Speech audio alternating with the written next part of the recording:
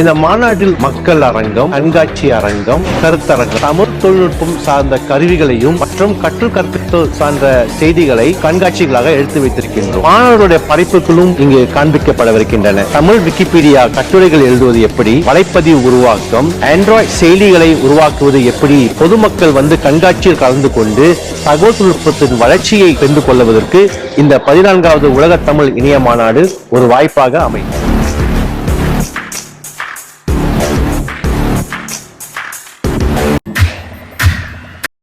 தமிழ் தொழில்நுட்ப மன்றம் உத்தமம் இந்த ஆண்டு தனது 14வது உலக தமிழ் இணைய மாநாட்டை சிங்கப்பூரில் நடத்தவிருக்கிறது. இந்த மாநாட்டில் மக்கள் அரங்கம், கண்காட்சி அரங்கம், கருத்தரங்கம், தமிழ் தொழில்நுட்பம் சார்ந்த கருவிகளையும் மற்றும் கற்றல் சார்ந்த செய்திகளை கண்காட்சிகளாக எடுத்து வைத்திருக்கின்றோம். மாணவர்களுடைய படைப்புகளும் இங்கு காண்பிக்கப்படவிருக்கின்றன. தமிழ் விக்கிபீடியா கட்டுரைகள் எழுதுவது எப்படி, வலைப்பதிவு உருவாக்கம், ஆண்ட்ராய்டு செயலிகளை உருவாக்குவது எப்படி, பொதுமக்கள் கண்காட்சியில் கலந்து கொண்டு தகவல் தொழில்நுட்பத்தின் வளர்ச்சியை தெரிந்து கொள்வதற்கு இந்த 14வது உலக தமிழ் இணைய மாநாடு ஒரு வாய்ப்பாக அமையும்.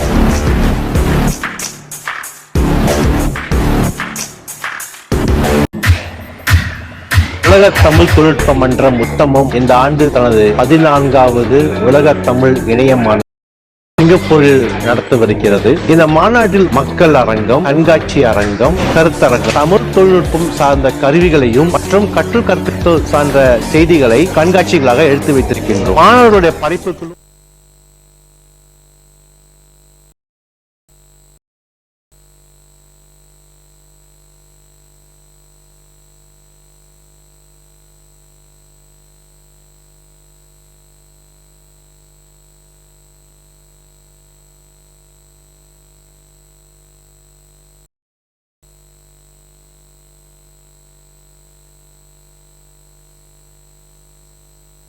வணக்கம்.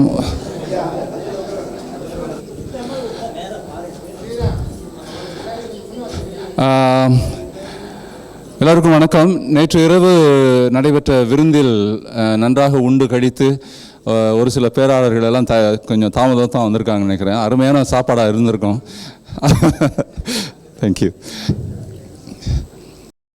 நம்மளுடைய அமர்வு தொடர்வதற்கு முன்பாக ஒரு சில அறிவிப்புகள், நிர்வாக அறிவிப்புகள். ரசீதுகள் மற்றும் கட்டணத்திற்காக உள்ள ரசீதுகள் மற்றும் சான்றிதழ்கள் அல்லது உங்களுடைய நினைவுப் பொருட்கள் எல்லாம் நீங்கள் வாங்கணும்னு சொன்னால், பெற்றுக்கொள்ளணும்னு சொன்னால் தயவு செய்து செயல் 1 மணிக்கு முன்னால் காண்பிக்கப்படவிருக்கின்றன. தமிழ் விக்கிபீடியா கட்டுரைகள் எழுதுவது எப்படி, வலைப்பதிவு உருவாக்கம், ஆண்ட்ராய்டு செயலிகளை உருவாக்குவது எப்படி, பொதுமக்கள் கண்காட்சியில் கலந்து தகவல் தொழில்நுட்பத்தின் வளர்ச்சியை தெரிந்து கொள்வதற்கு இந்த 14வது உலக தமிழ் இணைய மாநாடு ஒரு வாய்ப்பாக அமையும்.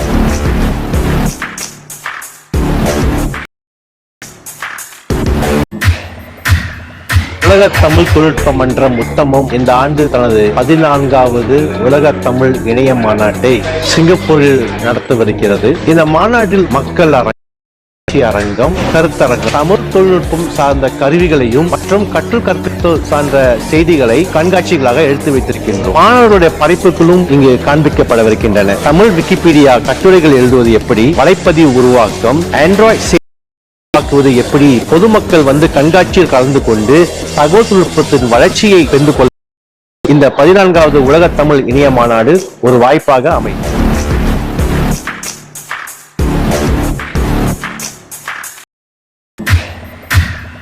உலக தமிழ் தொழில்நுட்ப மன்றம் உத்தமம் இந்த ஆண்டு தனது 14வது உலக தமிழ் இணைய மாநாட்டை சிங்கப்பூரில் இருக்கிறது. இந்த மாநாட்டில் மக்கள் அரங்கம், கண்காட்சி அரங்கம், கருத்தரங்கம், தமிழ் தொழில்நுட்பம் சார்ந்த கருவிகள், கற்றல் சார்ந்த செய்திகளை கண்காட்சிகளாக எடுத்து வைத்திருக்கின்றோம். மாணவர்களுடைய படைப்புகளும் இங்கு காண்பிக்கப்படவிருக்கின்றன. தமிழ் விக்கிபீடியா கட்டுரைகள் எழுதுவது எப்படி, வலைப்பதிவு உருவாக்கம், ஆண்ட்ராய்டு செயலிகளை உருவாக்குவது எப்படி, பொதுமக்கள் கண்காட்சியில் கலந்து கொண்டு தகவல் தொழில்நுட்பத்தின் வளர்ச்சியை தெரிந்து கொள்வதற்கு இந்த 14வது உலக தமிழ் இணைய மாநாடு ஒரு வாய்ப்பாக அமையும்.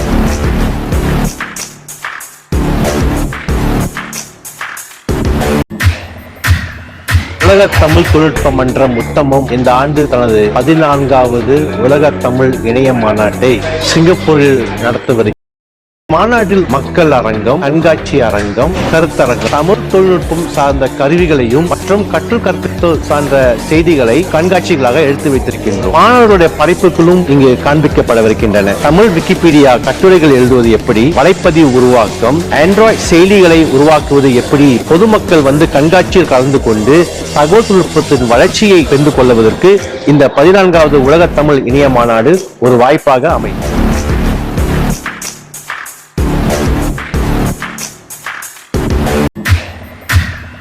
உலக தமிழ் தொழில்நுட்பம் இந்த ஆண்டு தனது 14வது உலக தமிழ் இணைய மாநாட்டை சிங்கப்பூரில் நடத்தவிருக்கிறது. இந்த மாநாட்டில் மக்கள் அரங்கம், கண்காட்சி அரங்கம், கருத்தரங்கம், தமிழ் தொழில்நுட்பம் சார்ந்த கருவிகளையும் மற்றும் கற்றல் சார்ந்த செய்திகளை கண்காட்சிகளாக எடுத்து வைத்திருக்கின்றோம். மாணவர்களுடைய படைப்புகளும் இங்கு காண்பிக்கப்படவிருக்கின்றன. தமிழ் விக்கிபீடியா கட்டுரைகள் எழுதுவது எப்படி, வலைப்பதிவு உருவாக்கம், ஆண்ட்ராய்டு செயலிகளை உருவாக்குவது எப்படி, பொதுமக்கள் வந்து கண்காட்சியில் கலந்து கொண்டு தகவல் தொழில்நுட்பத்தின் வளர்ச்சியை தெரிந்து கொள்வதற்கு இந்த 14வது உலக தமிழ் இணைய மாநாடு ஒரு வாய்ப்பாக அமையும்.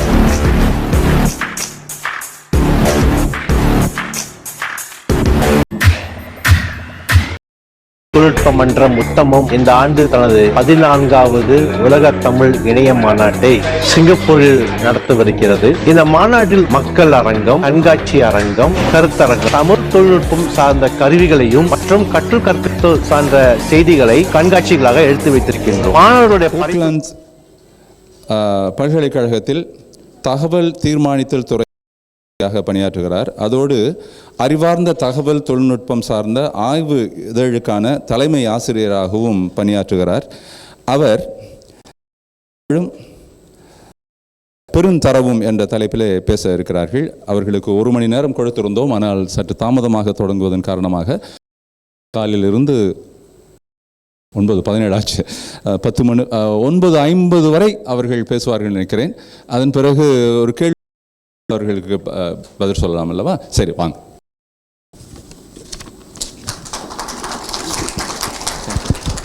தேங்க்யூ. நீங்கள் தான் உங்களை பார்க்க முடியும். இல்லை, நாங்கள் நின்றுக்கிறேன்.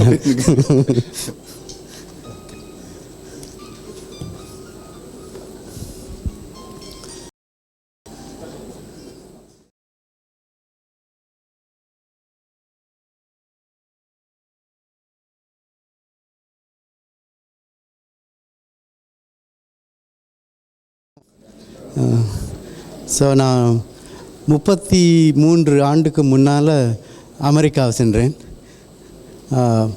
ஒரு மாணவராக தான் இருக்கிறேன்.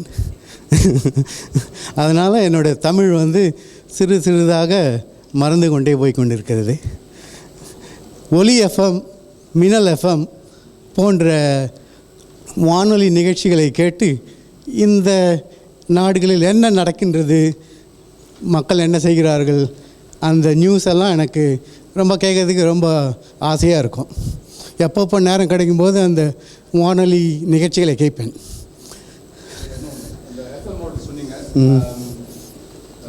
மலேசியாவிலிருந்து OMTAMIL.TV என்பது வந்து நேரடியாக போகுது. உங்களையும் இப்போ நேரடியாக. ரொம்ப சந்தோஷம், ரொம்ப சந்தோஷம். ஸோ இந்த ப்ரோக்ராமில் big data and Tamil computing அதை பற்றி பேசலாம் என்று முடிவு செய்தேன். நான் பிக் டேட்டாவில் கொஞ்சம் வேலை செய்திருக்கிறேன். Because I am the department chair, so I work in big data and decision sciences. தமிழ் கம்ப்யூட்டிங்கில் நிறைய இன்னும் வேலை செய்யலை, ஆனால் opportunities are there. So big data பற்றி என்ன நடக்குது, what are they doing in big data, and then how we can apply some other things in Tamil computing. So that's what I'm going to talk about. Okay? So Lisa is here, so maybe in honor of her I have to talk in English.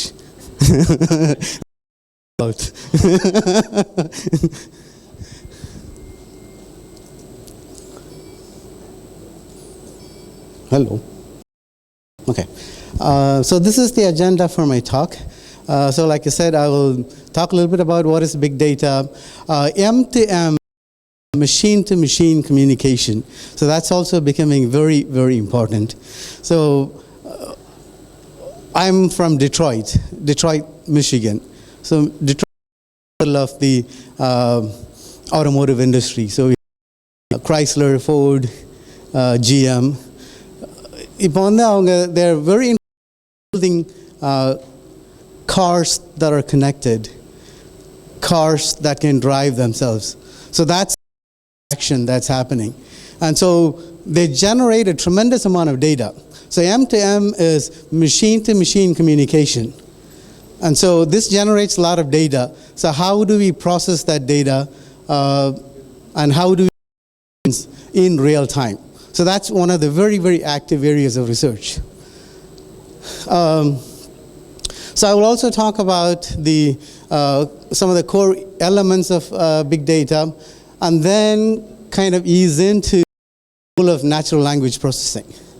And then try to summarize, open up for discussion. So maybe I'll talk for half hour, 40 minutes. Great idea. All right. So either one, probably everybody knows, you have seen this times already. So big data, pati sollumbodhu, they will talk about 3 V's first, and then it became 4 V's. Now it's 5 V's, and then it still keeps going. Okay. In terms of the V's themselves, the data that we generate is increasing exponentially. We contribute a lot of the data on the internet, right? Sensors generate a lot of data on the internet. Machine-to-machine communication. So the volume of data that we generate is growing exponentially. So in business, we had to deal with customer data, sales data, and that's it. So when we think about optimizing your production schedule, you always had to deal with just quantitative numbers. So it was very easy to do. We understood the data. We know exactly what the data distribution is, how the is. So it was very easy to do analytics on. But now we generate data, not only numerical data, but of unstructured data, right? And to process that kind of data, our traditional tools and techniques don't work very well. The velocity of data, the rate at which we create data also is increasing, and the variability, the variety of data that we generate is also constantly evolving. So we have to deal with text data, full motion videos, images. So we have multiple forms of data. The veracity, one of the problems that we have, if you think about customer data, it's very clean because somebody collected that data, somebody put it into a system, so it's very, very nice to process. But the data that we get these days is not very clean. It's not very structured. And so there's a lot of uncertainty about the data. So we have to deal with that as well. Of all of the V's, the precision. So it doesn't matter. What if I have, that? But then at the end of the day, if I use it effectively for decision making and provide you added proposition, then it's all a total waste. So those are the 5 V's that people would generally when you read about big data. So volume of data, different types of data, how do we deal with uncertainty, and business value.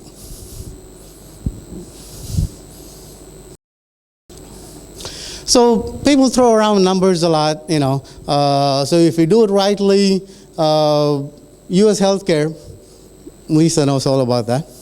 So that's main problems, that's being tackled. And the expectation is that by applying some of the big data techniques, maybe we can generate a lot of cost saving and provide more sophisticated services and things like that. So people numbers like 300 billion, 250 billion euros, and right? The bottom line is we have data everywhere. how can we make use of it and provide business value? Is good news, bad news? We have very sophisticated treatments available, but to get them, it's really very difficult. And the units within the same hospital don't talk to each other because there's like umpteen privacy laws, HIPAA laws, this, that, and everything. So there are lots of cases. So, I mean, I'm sort of, sidetracking a little bit. There's an interesting story. So, goes to pick up a person that's having a heart attack, right? But he doesn't have the right address, or there's some personal information that's missing. And so they really find that house, that person, because of privacy laws, because they couldn't divulge, some information, right? But then the person, dying eventually. So you're thinking common, the person is dying about privacy, haul him up and treat him up, right? But no, that doesn't happen in the US. So, my parents will always say, if you go to Chennai, you can always go see a doctor. It doesn't matter what time it is. In the US, it just takes forever to go see a doctor. Okay? Even though we have very sophisticated services available. Okay, so going back to the sources of data. So I have listed some sources at the bottom. Okay, even these numbers are changing every day. 40 petabytes of data captures, and then 100 terabytes of data per day. So on and on. So the multinational companies collect tremendous amount of data, right? So we have a footprint all the time. Any mouse click is a valid data point, and so put all these together to actually learn about your clients, learn about your, increase your business value. So that's the angle that we have been working with in the big data. Sources of big data project, and so they collect tons and tons of data, and so we need to process.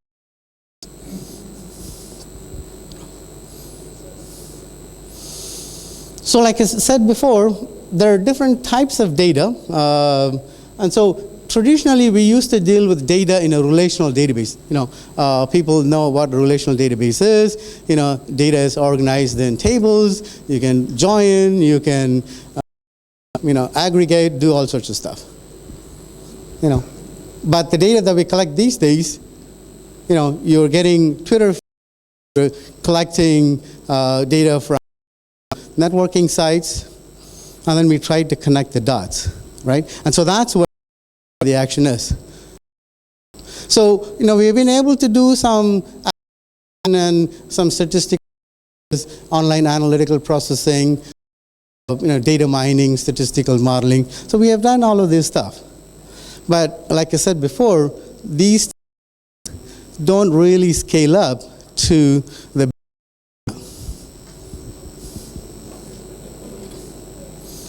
So machine to machine, before we are in a connected. So far the internet has been primarily designed for us consumption. So we look at data, we read, we access the data, we interpret it. So it's very human centric. Things are changing very fast. So we have something called the semantic web, right? So what is semantic web? Semantic web is where the people are kind of sort of taken out of the equation. I want my applications to that I do normally. So for example, coming over here, right? So you want to book a flight ticket. So you go to the web and search for flight, and then, okay, I'm going to book this ticket. So who did the work? You can have applications do the same work for me. I just tell the application, hey, I have to go to Singapore from this date to this date, and that's it.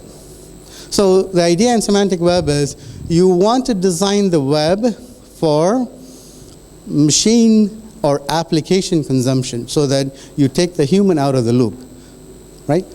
So in semantic web, which means that we are going to be connecting lots of devices together. They're going to be working data, generating data, okay?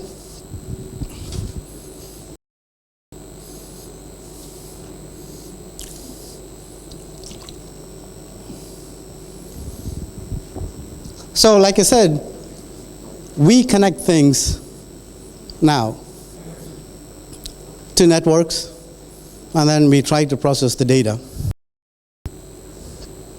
Pretty soon, we're going to have one giant network connected, all right, and to deal with. Okay, so everything will be connected. Your fridge will be talking to your car, that's going to drive you. Okay, you're running low on milk. It's going to take you to whatever department store that you normally go to. You're going to go pick up the milk and then come back, right? So that's the kind of, it sounds sort of, pie in the sky now. Things are happening. Google is, test marketing, driverless car. So it's happening. So pretty, imagine 15, 20 years ago, not having an iPad or not having Facebook, right? So we have made progress, and it's just the beginning. Statistics, probably this is also a bit dated. So by 2020, there will be 50 billion individually identified units connected. So that's the we're talking about.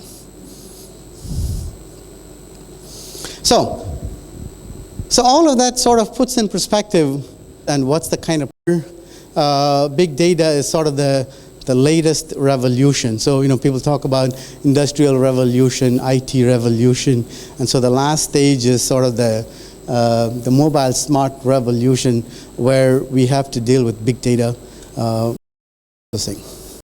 This could lead to a lot of different things. A lot of innovation could happen. Competition could increase. And we can improve productivity. Okay? So innovation is where trying to identify new services, new products, improve services. Okay? Increase competition by reducing the cost, because you have all the data that you can analyze and then analyze your processes. So you can try to be more efficient, improve productivity at the organizational level, at the individual level, maybe at the country level, and overall at a global level as well.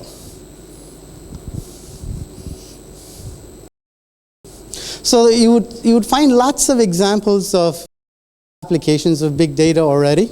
So I just kind of grabbed a few and put them in the next few slides.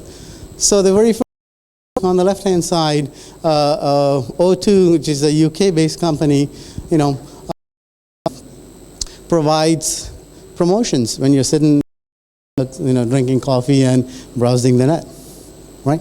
So it combines social networking services and services, and then provides you useful information to you, things that you're interested in, things that you might want to buy, things that you thought you might buy. Okay, so if you're walking around, you will get ads or useful information. Another company that uses big data effectively is the CM photographic service, right? So and then you provide your profile and your likes and the dislikes and so on and so forth. And so as things happen in your life, you start getting ads and subtle suggestions of what you should or what you could potentially do. Very subtle, ever so gentle, but they're very, very effective. The one on the right is a very, very interesting application. You put a sensor on a cow, let them roam. Very management. Okay, so imagine amount of data that it's going to generate. So how do you process that? Make some meaningful decisions so that you increase the. Okay, so sensors generate a lot of data. Collecting them is easy. Processing is a nightmare. One time in a hospital, for example. So when you check in the U.S., when you check in the hospital, you go see one department and so on and so forth. And so there's a lot of waiting time involved. It's very difficult for people on the eastern side of the world to understand how much time that we spend waiting in the office in the US. Okay? It's amazing. So I told my parents, my daughter got, the first thing my mom would ask, oh, did you go see a doctor? You're still asking that question? Right? So we just wanted to watch where they spent their time, what they did, so that we can fix the bottlenecks in the hospital. Very, very simple project. So we got a hospital to agree to work with us, and then so as patients came in, so we'll take an RFID tag, RFID receivers all over. It turns out, yes, of course, we collected a lot of data. To construct a record of what the patient did right from the time he or she entered the hospital, until the time that he or she was discharged, to put the record together was a very daunting task because, some sensors wouldn't read, or, the patients walked back and forth, or, so there's a lot of, vagueness in the data. It's dirty data. So cleaning up that data is not that easy. Okay? So anyway, so the point that is there's always data that can be collected, but then what you do with it is not that trivial. Another standard example that people would talk about in terms of processing data in real time is Walmart. Walmart is the biggest, retailer chain in the US, and so they manage inventory in real time. They know exactly where a particular box of tissue is from the time it left the storage house, en route, in distribution channels, and so on and so forth. So they can respond to changes in consumer very, very easily because they know down to the nitty-gritty detail of the inventory of every product in every store globally. Okay? And so think of the amount of data that they have to process. Okay? And so, they do that very effectively. So Walmart, its motto is, not, I wouldn't say high quality, but reasonable quality for low price. Their pricing is a strategy. Okay? So, there are lots and lots of examples that I can go on and on like that. So I kind of set the stage for, okay, so we generate a lot of data, we have to process the data, and so how do we do that? Okay? And so when people talk about big data, so obviously there is the data part that needs to be managed. Just the sheer fact of collecting the data, storing it, and then prepping the data. Okay? So that's the left-hand side. And then in the middle part is, how do we process this data? Okay? And then on the right-hand side, probably we can, develop some applications that can make use of the generate from these big data processing platforms. Okay? And so I will say a little bit more about that later on. So in order to deal with big data, there are lots of tools available. There are lots of open source tools available. Okay? So Hadoop, I'm sure everybody have come across Hadoop and the Hadoop ecosystem, right? And so I will say a little bit more about that later on. And so it's not like it cannot be done. It's just that we need lots and lots of resources to be able to do that.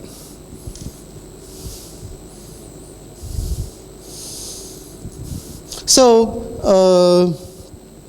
on the left-hand side, I put down sort of a laundry list of data processing techniques. So traditionally, at least in the business environment, for example, focuses on your clients, your customers. You do a lot of customer analysis, cluster analysis, data mining, network analysis, simulation, things like that. However, like I mentioned before, you know exactly how the data behaves. What is the distribution of the data? What are the basic characteristics of the data? So that all these statistics can be applied and you can generate the results that you're looking for in terms of either hypothesis testing, analysis of variance, or whatever. So that we can do. Okay? However, big data, if it is in multiple formats, then you really don't know the basic characteristics of the underlying data itself. So when you try to apply your standard techniques, you're not quite sure. Okay? And so one of the things that people try to do is use visualization. People talk about big data. Visualization is the topic that invariably would come up in terms of how do we visualize data? Can we understand the underlying characteristics of the data? Okay?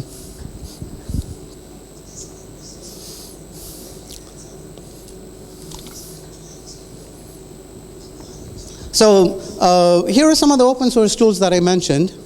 Okay, so Hadoop ecosystem is probably one of the most commonly recognized open source software for dealing with big data.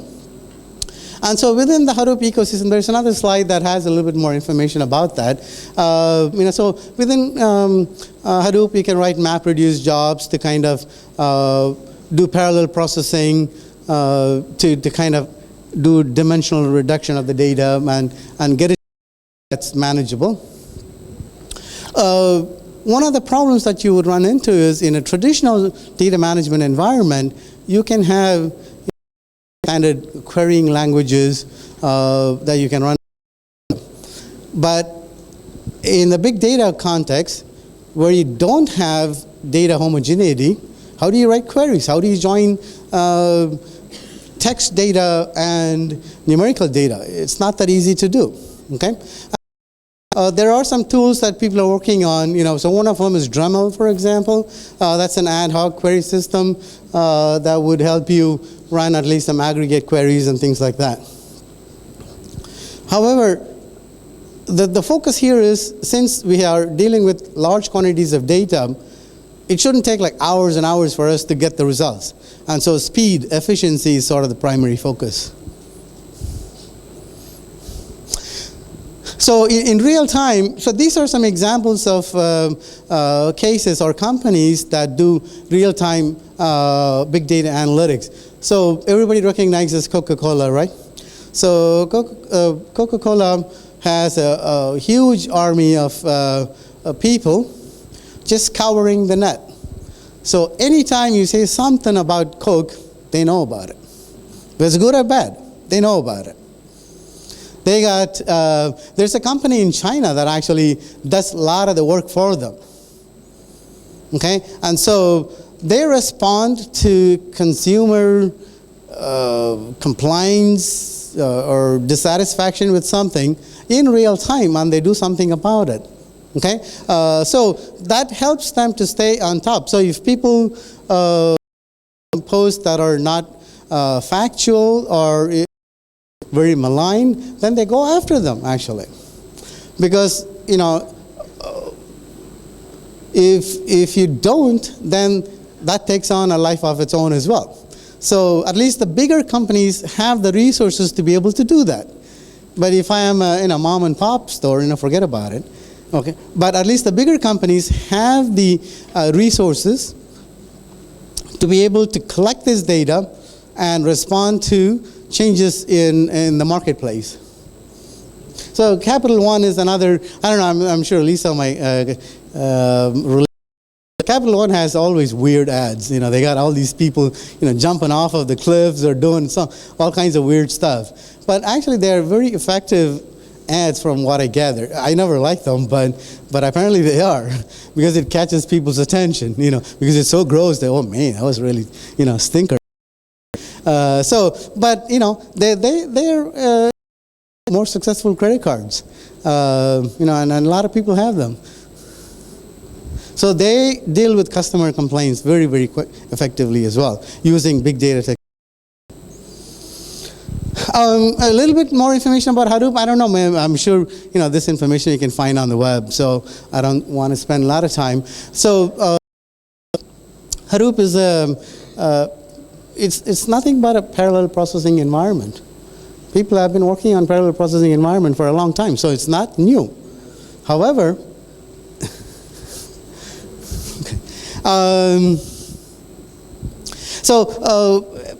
but they're able to apply the parallel processing fundamentals in a more effective way. So this is a graph of, sometimes I do this talk for students, and so enthused, look at the job curve for Hadoop, oh wow, okay. So, I don't know. But there is still a lot of demand in the US. The underlying technology in Hadoop is a distributed file system. That's basically what it is.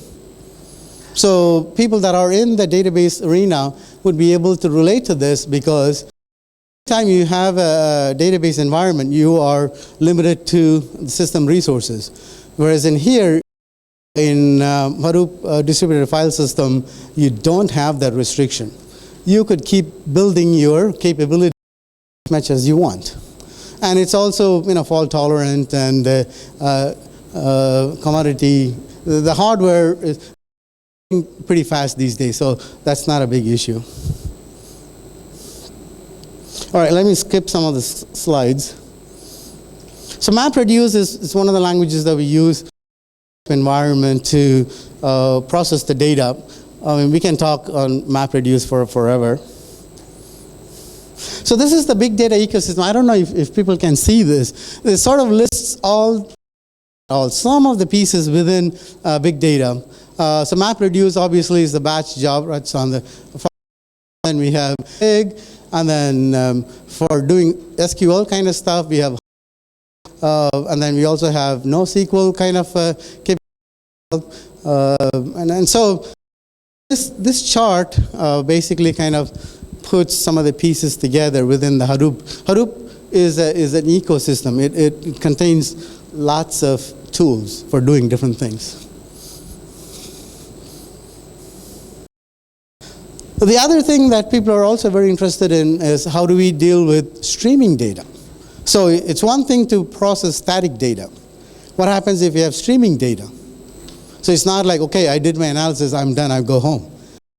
So streaming data is even more complicated. And so a lot of work is happening in these areas, telephony, transportation, obviously health sciences.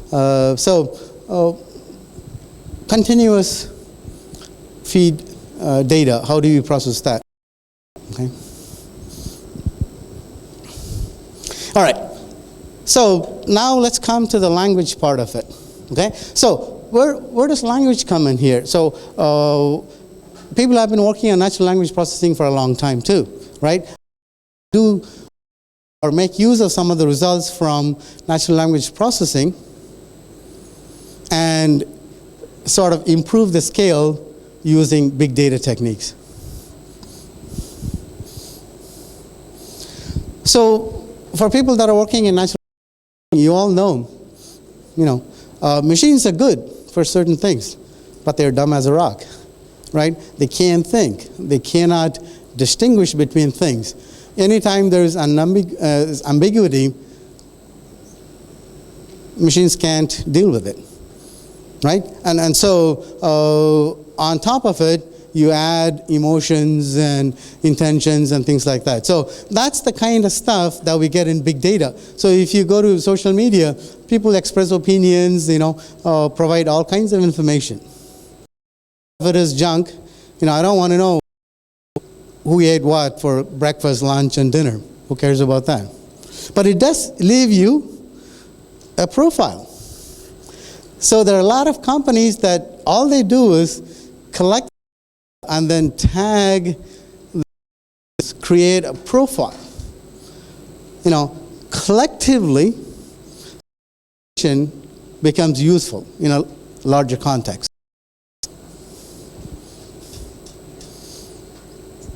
So in order to kind of scale up the natural language processing technologies, what do we need? Speed,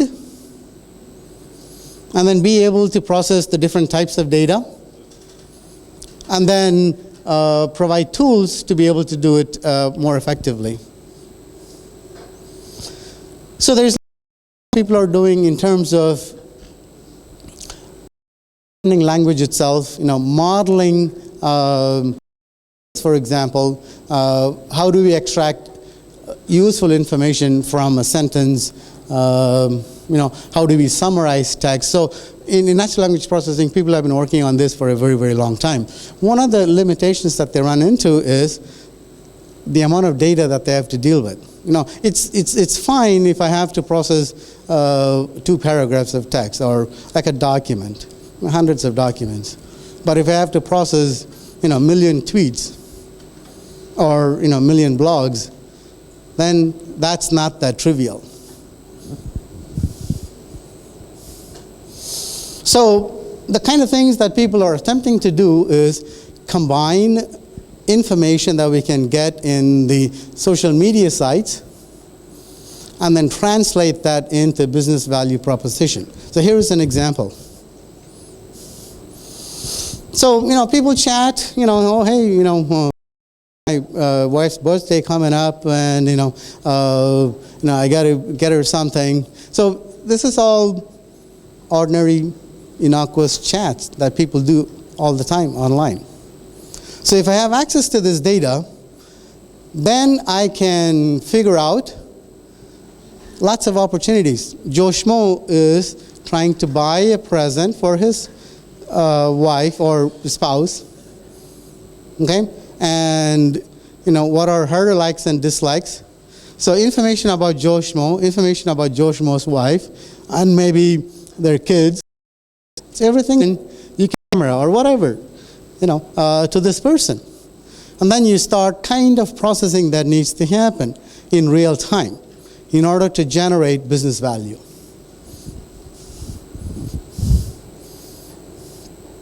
There are lots of applications in different areas. Just of time, maybe I'll just...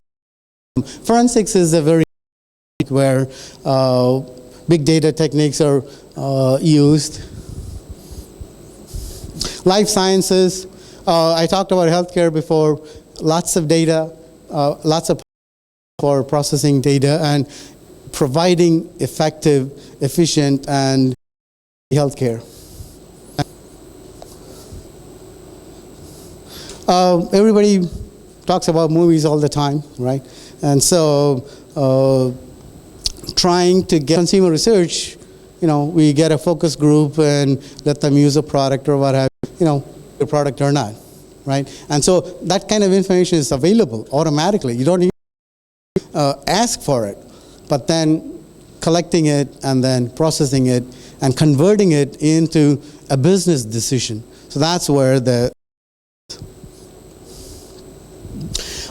rumor detection. So there's a lot of research that people are working on in terms of processing tweets and looking at blogs and trying to find, what is fact, fiction, what's rumor, and things like that.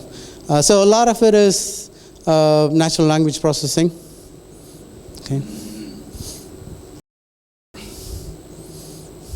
So I talked about social media analytics, and so sentiment analysis is another area that people are working on. Looking at the, for example, or hotel reviews, you can try to figure out and come up with whether it's a positive sentiment or a negative sentiment. You can even come up with the score.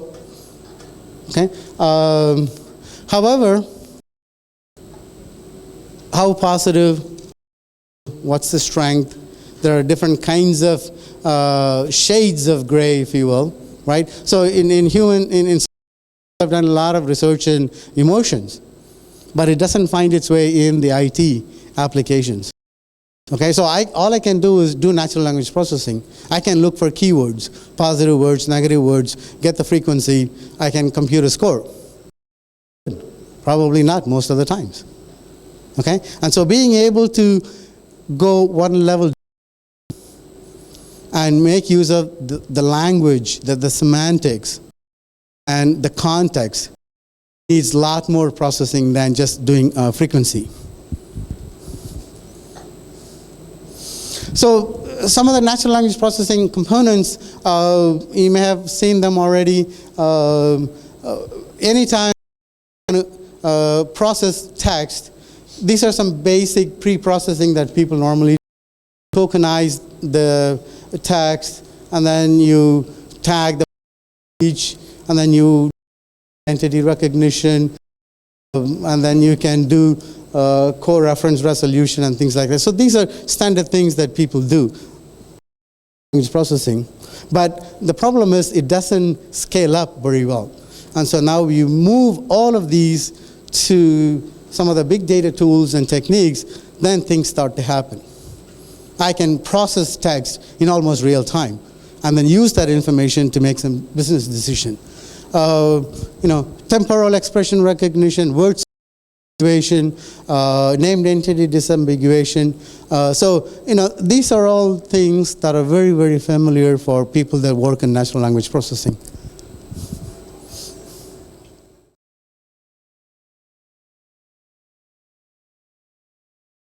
Run them in virtual machines in parallel, and you could string up thousands of virtual machines together and let them process and give you results in almost near real time. And we can try to make use of it in decision making. Okay? So this is sort of a diagram that puts all the pieces together. So on the left hand side we have different types of data: numerical, behavioral, textual, text, and so on and so forth. And then used for surveillance, search. That's another big area within the US, for example. People are working on how to use big data technologies for homeland security. Lots of jobs there. Okay. So like I said, semantics is what is missing in all of the standard techniques that we have. The context, right? Personal interest. What is that person trying to do? You do different things in different contexts. And so bringing that into the equation makes the analysis much, much more effective. Okay? All right, so I think this is pretty much the last slide. So I wanted to leave some time. So this is the summary. And so we will have some time for some question and answer. So I hope, I don't know, my thought was, so there's a lot of work that people have done in processing. You apply that for specifically Tamil, and processing Tamil text is harder than in English or Spanish or other languages. And so for people that are interested in natural language processing, particularly applied to Tamil, I think bits and pieces are already there. Our task is to kind of put them together and scale it up and build some applications. So that's what is missing. And so hopefully, you all would take the opportunity to kind of dig up a little bit more and then find things that are very specific and try and build based on that. So that was my hope when I was kind of thinking about putting this presentation together. Okay? Thank you. Thanks for the time. I think we can spend another 10.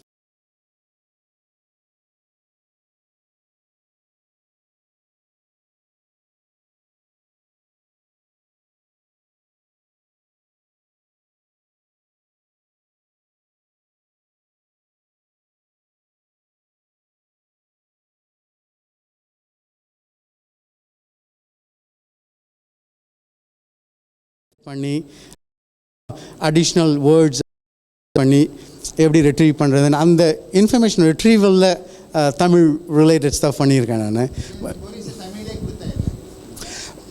தமிழில் கொடுக்கலாம், but the தமிழில் இருக்கணும். So the corpus is not there, that's the thing. So if everything is in Tamil, no problem right there. But when you are talking about multilingual, so there may be some things that might be interesting. So for example, if I am from the US, I want to learn about Tamil Nadu or Tamil culture, so my primary mode of interaction with the system would be in English. So, I'm talking about a Caucasian. I probably could do in Tamil, but Your system can have different languages. Tamil, yeah. So Hindi, it depends upon how you develop the system. system, right. So அதில் கொஞ்சம் நிறைய work பண்ணியிருக்காங்க people, and so there's some opportunity there as well. I don't know whether you have done some work on it. Yeah, right. collecting data of course by attaching sensor நீங்கல்ல Mm-hmm. பொது வனவிலங்குகள் அப்படிதான் பண்றாங்க அது நிறைய. I guess I should back away.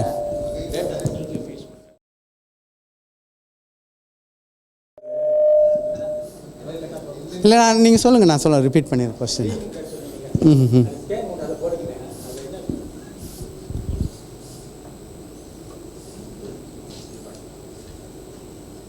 This one? streaming types of data ல All the way in the front? வரட்டும் இதுதான் streaming data you can only scan the data ஒன்ஸ்னு போட்டிங்கன்னா 1 2 3 4 5 டேட்டா டைப்ஸில் streaming data you can only scan the data ஒன்ஸ்னு போடுறீங்கள இது ஒரு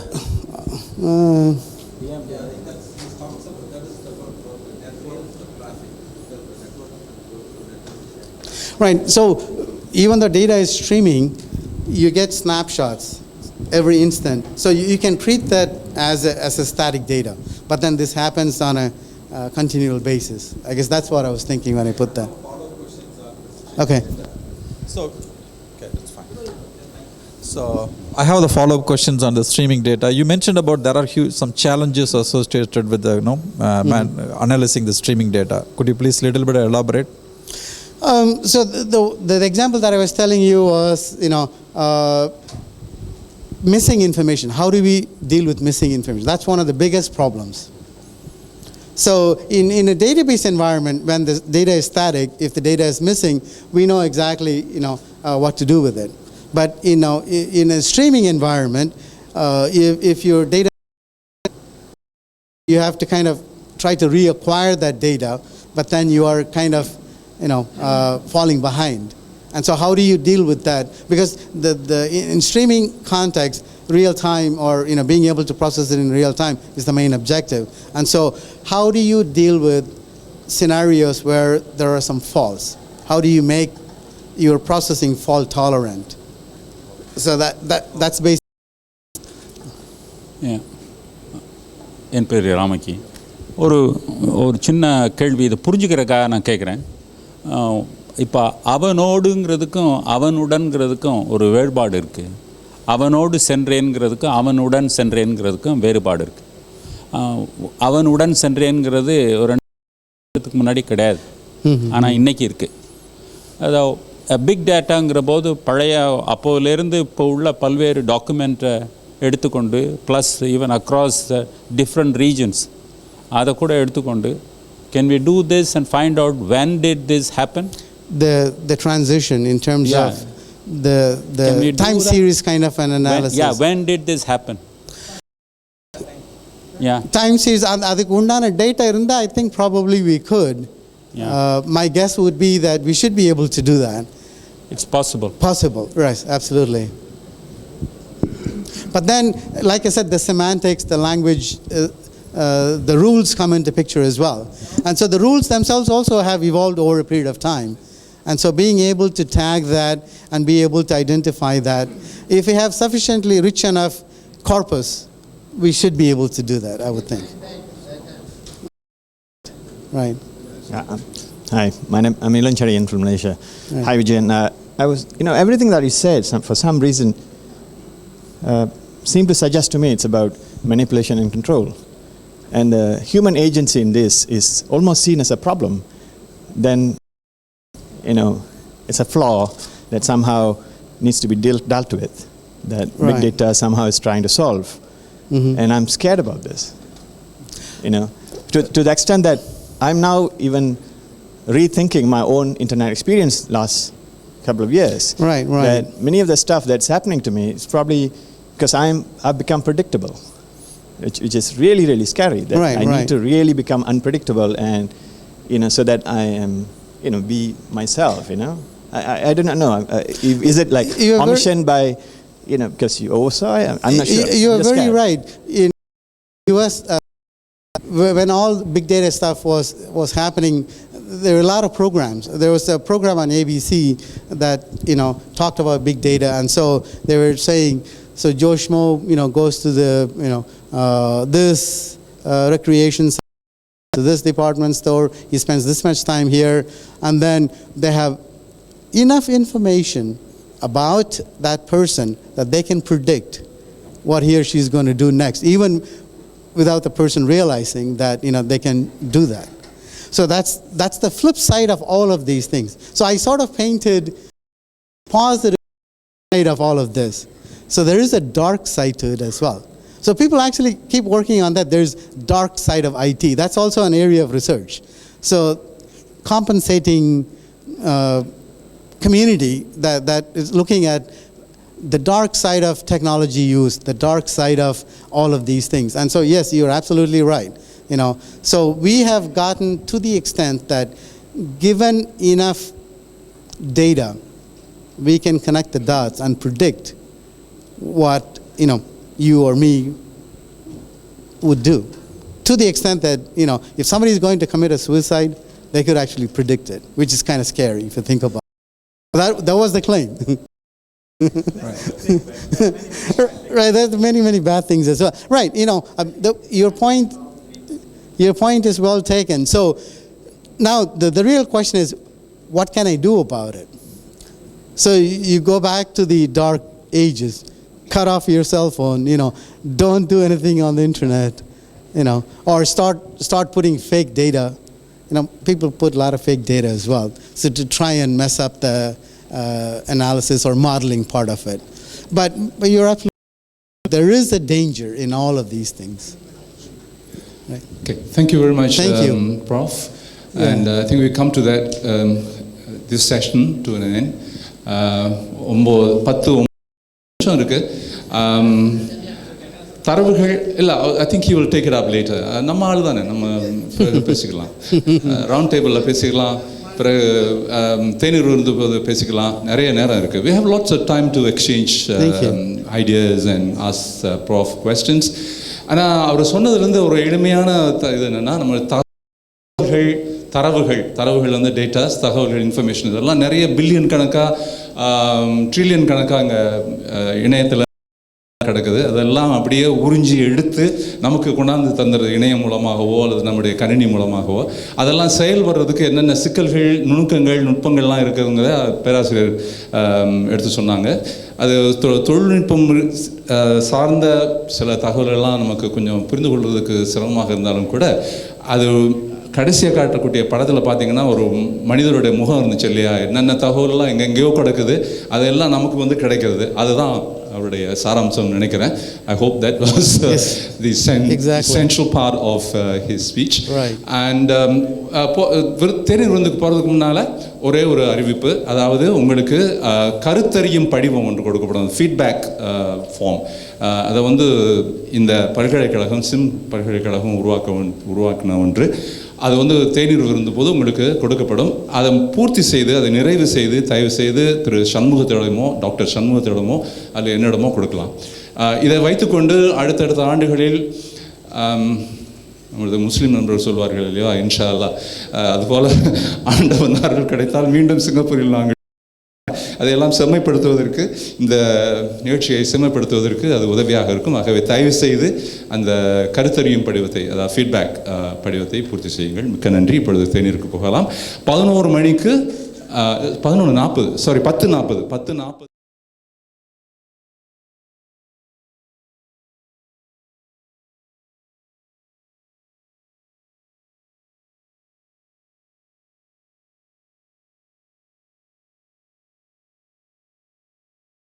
தமிழ் இணைய மாநாட்டை சிங்கப்பூரில் நடத்தவிருக்கிறது. இந்த மாநாட்டில் மக்கள் அரங்கம், கண்காட்சி அரங்கம், கருத்தரங்கம், தமிழ் தொழில்நுட்பம் சார்ந்த கருவிகளையும் மற்றும் கற்றல் சார்ந்த செய்திகளை கண்காட்சிகளாக எடுத்து வைத்திருக்கின்றோம். வாய்ப்புகளும் இங்கு காண்பிக்கப்படவிருக்கின்றன. தமிழ் விக்கிபீடியா கட்டுரைகள் எழுதுவது எப்படி, வலைப்பதிவு உருவாக்கம், ஆண்ட்ராய்டு செயலிகளை உருவாக்குவது எப்படி, பொதுமக்கள் கண்காட்சியில் கலந்து கொண்டு தகவல் தொழில்நுட்பத்தின் வளர்ச்சியை தெரிந்து கொள்வதற்கு இந்த 14வது உலக தமிழ் இணைய மாநாடு ஒரு வாய்ப்பாக அமையும்.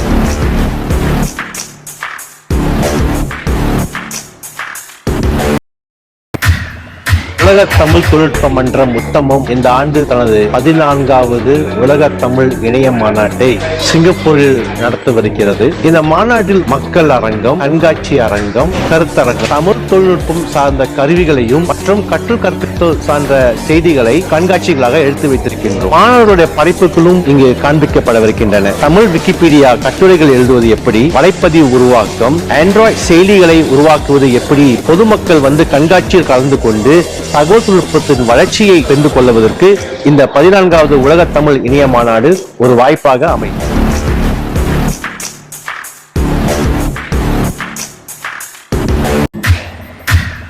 உலக தமிழ் தொழில்நுட்ப மன்றம் உத்தமம் இந்த ஆண்டு தனது 14வது உலக தமிழ் இணைய மாநாட்டை சிங்கப்பூரில் நடத்தவிருக்கிறது. இந்த மாநாட்டில் மக்கள் அரங்கம், கண்காட்சி அரங்கம், கருத்தரங்கம், தமிழ் தொழில்நுட்பம் சார்ந்த கருவிகளையும் மற்றும் கற்பித்தல் சார்ந்த செய்திகளை கண்காட்சிகளாக எடுத்து வைத்திருக்கின்றோம். மாணவர்களுடைய படைப்புகளும் இங்கு காண்பிக்கப்படவிருக்கின்றன. தமிழ் விக்கிபீடியா கட்டுரைகள் எழுதுவது எப்படி, வலைப்பதிவு உருவாக்கம், ஆண்ட்ராய்டு செயலிகளை உருவாக்குவது எப்படி, பொதுமக்கள் கண்காட்சியில் கலந்து கொண்டு தகவல் தொழில்நுட்பத்தின் வளர்ச்சியை தெரிந்து கொள்வதற்கு இந்த 14வது உலக தமிழ் இணைய மாநாடு ஒரு வாய்ப்பாக அமையும்.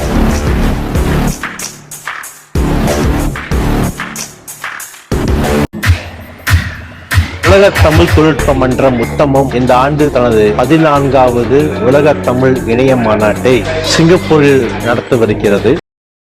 மக்கள் அரங்கம், கண்காட்சி அரங்கம், கருத்தரங்கம், தமிழ் தொழில்நுட்பம் சார்ந்த கருவிகளையும் மற்றும் கற்பித்தல் சார்ந்த செய்திகளை எடுத்து வைத்திருக்கின்றோம். மாணவர்களுடைய படைப்புகளும் இங்கு காண்பிக்கப்படவிருக்கின்றன. தமிழ் விக்கிபீடியா கட்டுரைகள் எழுதுவது எப்படி, வலைப்பதிவு உருவாக்கம், ஆண்ட்ராய்டு செயலிகளை உருவாக்குவது எப்படி, பொதுமக்கள் கண்காட்சியில் கலந்து கொண்டு தகவல் தொழில்நுட்பத்தின் வளர்ச்சியை தெரிந்து கொள்வதற்கு இந்த 14வது உலக தமிழ் இணைய மாநாடு ஒரு வாய்ப்பாக அமையும்.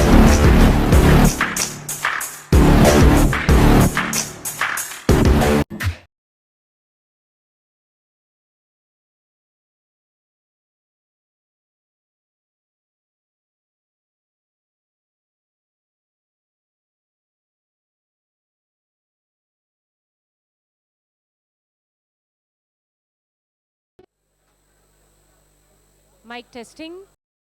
வணக்கம்.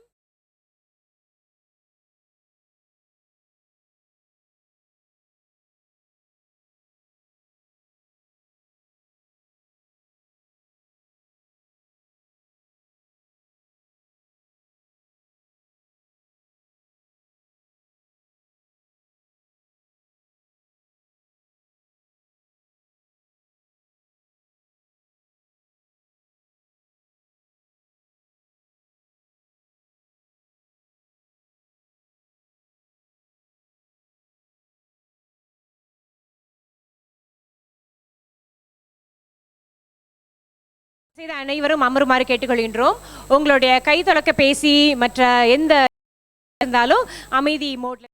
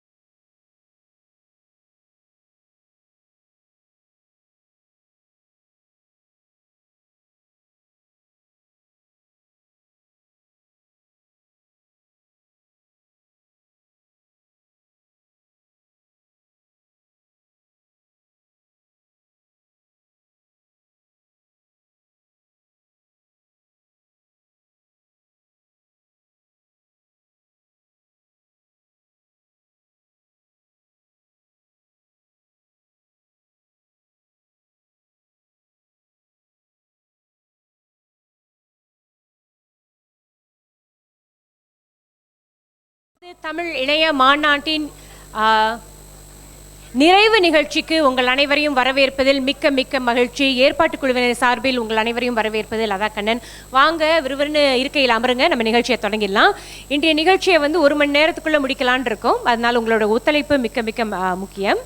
சரி, நிகழ்ச்சியை தொடங்குவதற்கு முன் இன்றைய நிறைவு நிகழ்ச்சியின் சிறப்பு விருந்தினரை வரவேற்போம். இன்றைய நிகழ்ச்சியின் சிறப்பு விருந்தினர் வளர்தமிழ் இயக்கத்தின் தலைவர் திரு ஆர் ராஜாராம். அவரை அன்போடு வரவேற்போம். வணக்கம்.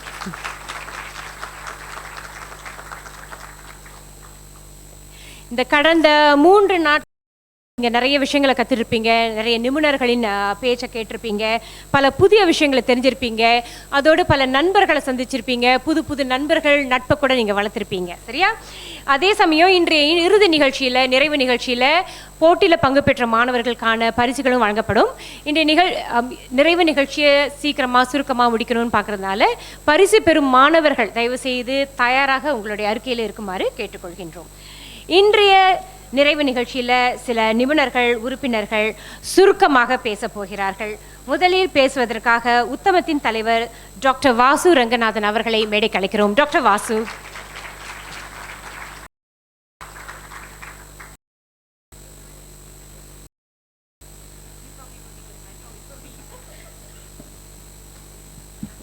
அனைவருக்கும் வணக்கம். நிறைவு விழாவிலும் அரங்கம் நிறைவுற்றிருக்கிறது. அரங்கம் நிறைவுற்றால் அரங்கநாதனுக்கு மகிழ்ச்சி. எங்களுடைய வேண்டுகோளை ஏற்று இந்த நிறைவு விழாவை முன்னின்று நடத்தி தர வருகை தந்துள்ள திரு ராசாராம் அவர்களுக்கு எங்களுடைய நன்றியை தெரிவித்துக் கொள்கிறோம். அதோடு முக்கியமாக இந்த சிங்கப்பூர் மாநாட்டு குழுவினர் செய்த பணிக்கு நன்றி கூற வார்த்தைகளே இல்லை. அவ்வளவு செயல்பட்டிருக்கிறார்கள். இந்த இவ்வளவு பேர் இருக்கிறார்கள் என்றால் இந்த மாநாடு இன்னும் தொடர்ந்து நடக்க வேண்டும் என்ற எண்ணத்தோடு அவர்கள் இங்கு பொருள். உத்தம நிறுவனத்தின் சார்பாக இந்த சிங்கப்பூர் மாநாட்டு குழுவினருக்கு எங்களது மனமார்ந்த நன்றியை மீண்டும் தெரிவித்துக் கொள்கிறோம். அதோடு இந்த மாநாட்டு நிகழ்ச்சிகளில் முக்கியமாக இன்னும் பங்கு வகித்தவர் திரு ஸ்ரீராம் அவர்கள் மாநாட்டு குழுவின் தலைவராக இருந்து பணிகளை செய்தார்கள். நான் இங்கு முன்தான் வந்தேன், 2 நாளுக்கு முன்தான் இங்கு வந்து கொள்வதற்காக வந்தேன். அப்பொழுதுதான் மாநாட்டு பணியை நான் தொடங்கினேன். ஆனால் அவர் 6 மாதங்களுக்கு முன்னாலேயே தொடங்கிவிட்டார். அவர்களுடைய குழுவினரும் அவரும் சேர்ந்து பல பணிகளை செய்திருக்கிறார்கள்.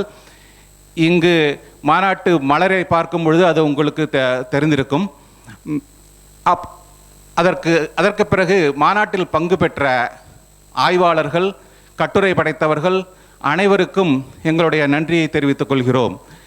சிறப்பு விருந்தினராக வந்த இலிசா மூர், மயூரன் அவர்களுக்கும் எங்களுடைய நன்றியை தெரிவித்துக் கொள்கிறோம். மிக்க நன்றி.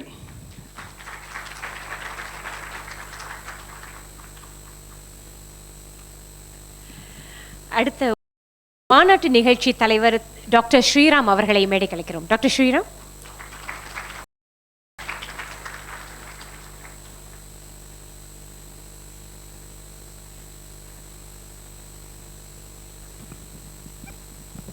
Good evening. மாலை வணக்கம். It gives me immense pleasure in coming here to deliver the address to you all. This marks the culmination of around 7 months of hard work by our team. 7 months of hard work for what? For research. Is my guide, my guru, Professor Vijayan and Professor Krishnamurthy are here. And Professor Vijayan always told me that research is the only currency that you carry from one place to the other. You don't carry your achievements in an institution. You don't carry anything from one to the other. Research is the currency. Your publications, your impact factor rated journals. This is the only thing that you can carry from one place to the other. I would like to thank Professor Vasu and Professor for entrusting this job and to Mr. Maniam for giving me the full-hearted support. We tried a few quality innovations, full paper acceptance, complete plagiarism checking, double anonymized peer review. Some authors are here, they would have cursed me for years, long time, but some of those authors revised their papers at least 3 or 4 times, and then they showed the interest to attend this conference. I would like to thank the conference program committee members, 15 of them, for their hard work in making this possible. We have shown that these innovations are possible in Tamil internet conferences, and I hope people next carry this innovation forward better, because Tamil internet conferences, there are 14 conferences. This is the 14th conference. For it to grow to the next level, we need to raise the quality of this conference, and for that we have made a small step. This step has to be carried forward, and I have no doubt that it will be carried forward. Apart from the work that my team did, there is a big team here. I'd like to just mention a few names. Could you just keep clapping? Purushothaman, Mohidin, Bhaskaran, Kasinan Virasamy, Logeshwari, just keep clapping. Tillai Malar and Nirosha. These are the stalwarts of this event. These are the people who really run around. Whatever we see here is happening because these people have run around so hard, and the way these people responded, I'm amazed at the way, the patience that they have shown. And I would like to salute Thiru Maniam. Jesus Christ once said, if you give everything and you have nothing left in you, then you will done your job. Myself and Maniam can honestly say, for the past 7 months, we have given our everything to this event. We have nothing left to offer. Thank you.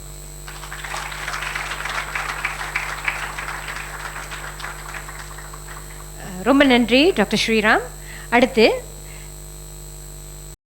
உத்தமத்தின் ஆலோசகர் பேராசிரியர் M Ananthakrishnan அவர்களை மேடைக்கு அழைக்கிறோம். Professor M Ananthakrishnan.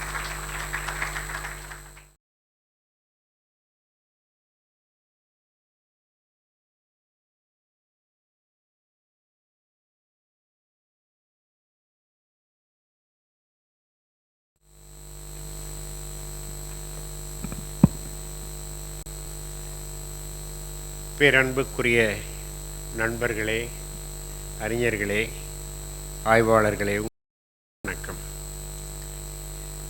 முதலில் நான் சில பாராட்டுகளை கூற விரும்புகின்றேன். உத்தமத்தின் தலைவர் வாசு ரங்கநாதன் முள் கிரீடம் அணிந்து இந்த பொறுப்பை மிக வெற்றிகரமாக வழிநடத்தி சென்றிருக்கிறார். அவருக்கும் அவருடைய செயற்குழுக்கும் எனது பாராட்டுக்கள். இந்த மாநாட்டின் சிங்கப்பூர் ஆர்கனைசிங் கமிட்டி தலைவர் திரு மணியம் அவர்கள் பல மாதங்களாக கடினமாக உழைத்தவர், வெற்றிகரமாக நடத்தி காட்டியவர். பற்றிய அந்த ஆர்கனைசிங் கமிட்டி மெம்பர் அனைவர்களுக்கும் எனது பாராட்டுக்கள். இந்த இருவருக்கும் அவர்களுடைய கூட்டாளிகளுக்கும் பல பொக்கேக்களும் சில பிரிக் பேட்ஸும் வந்து விழுந்திருக்கும்.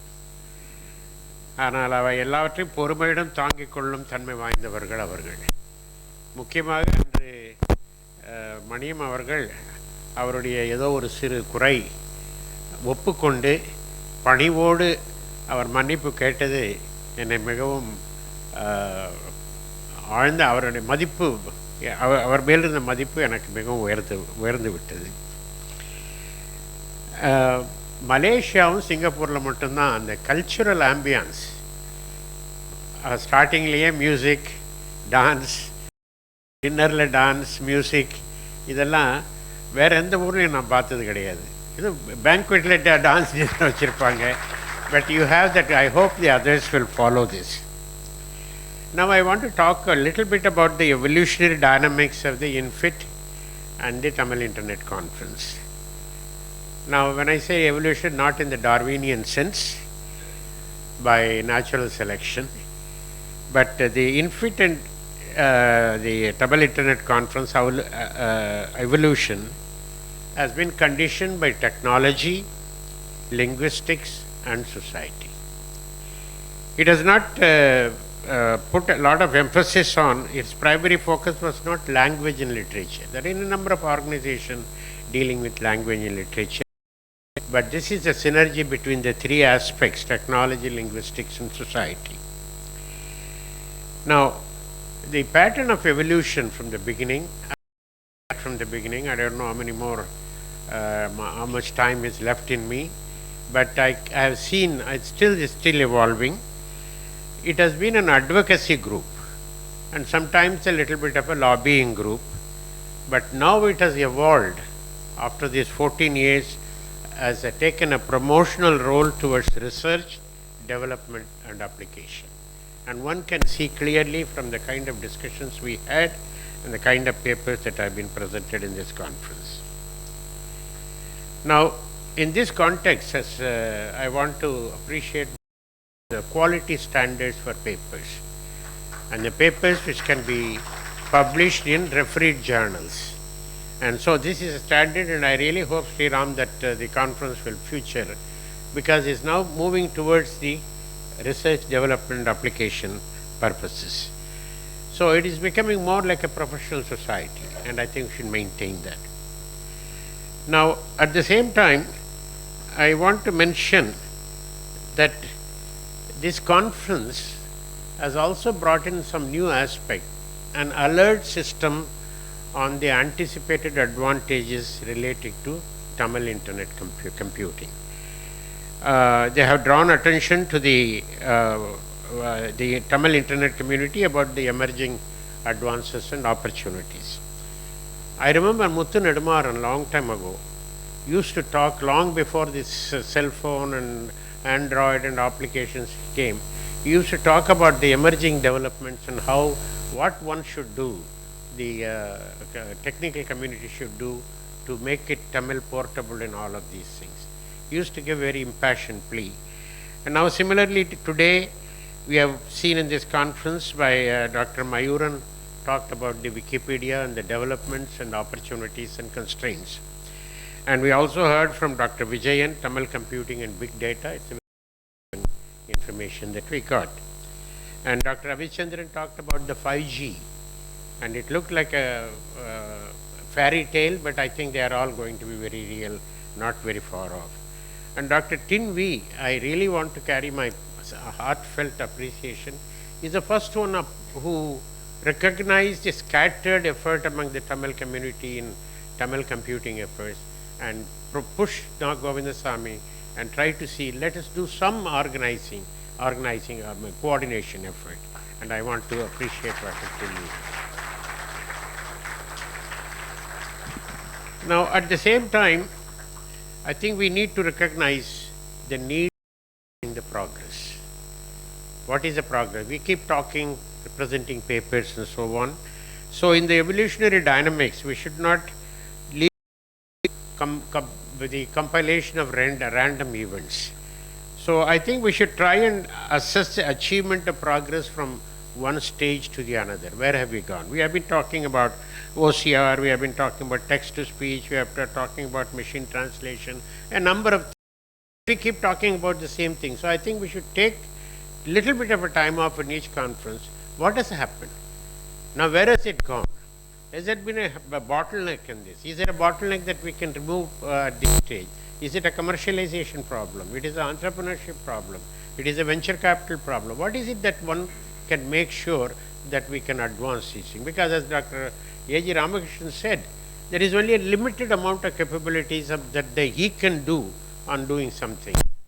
The community should lend a hand in how this can be made faster at this point of time. So, in the other point that I want to make is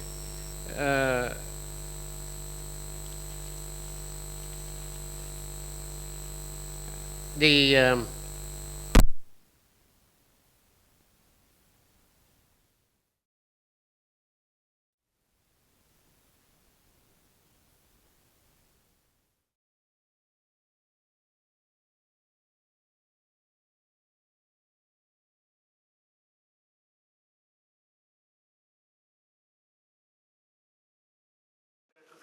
beneficial to have this conference once in 2 years instead of having 1 year, once every year. Because by the time you start, it takes 7-8 months, find a place where we are going to go, and then you rush and so on.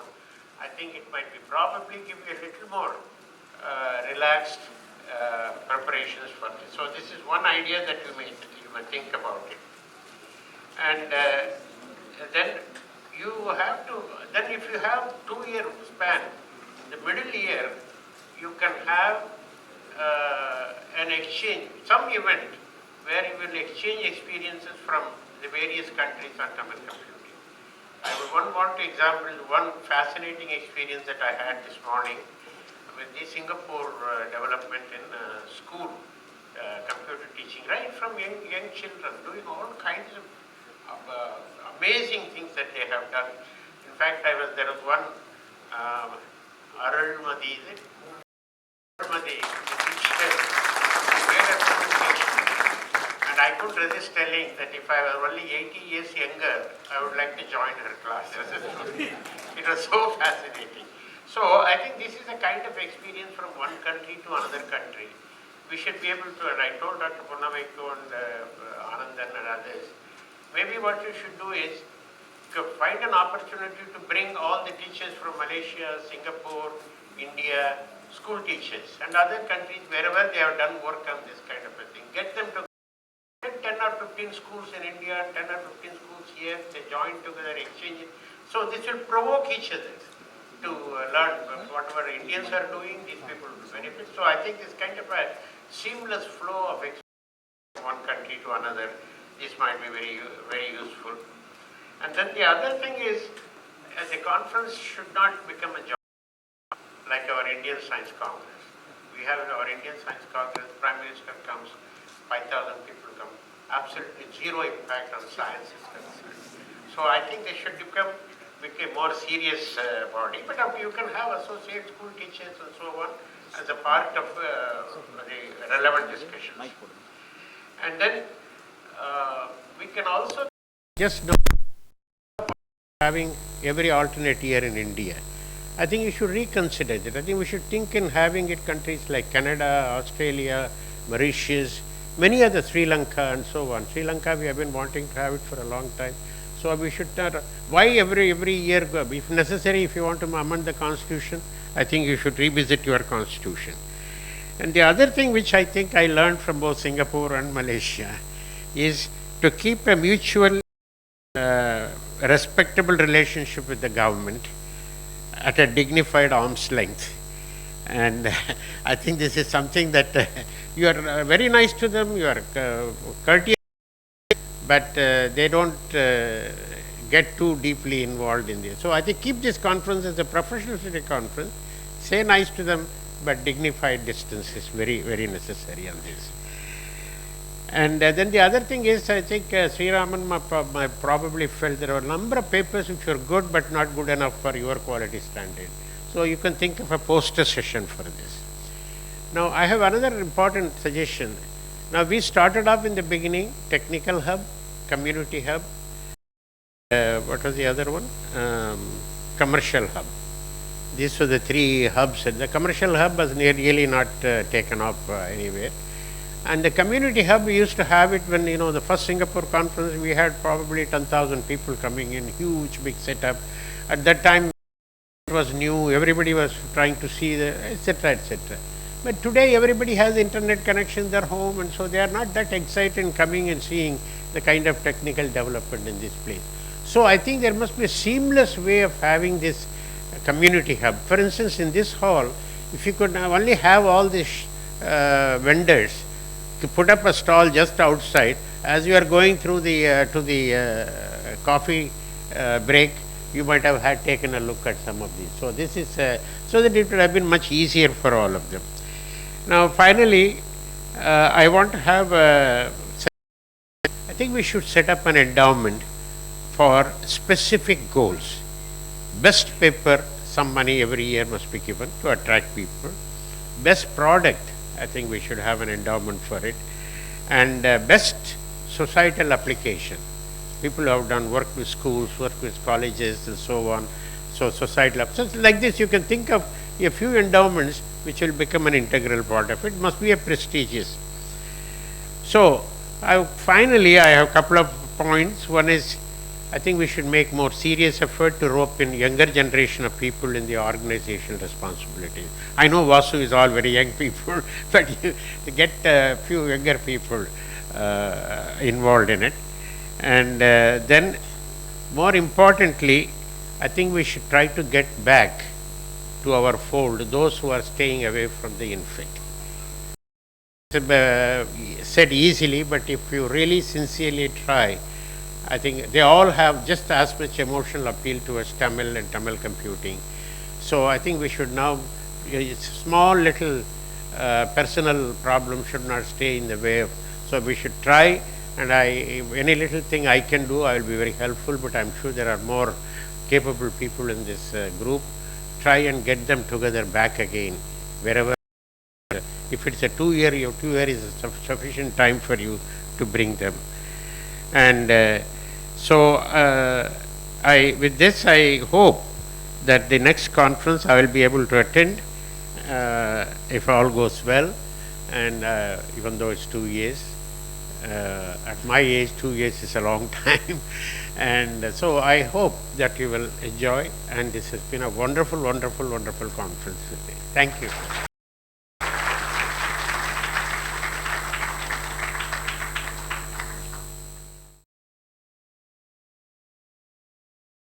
பேராசிரியர் அனந்தகிருஷ்ணன் அவர்களே, இன்றைய நிறைவு நிகழ்ச்சியை நேரலை, அதாவது live webcasting பண்ணிக்கிட்டு இருக்கோம். அதற்கான இணையதள முகவரி omtamil.tv, omtamil.tv.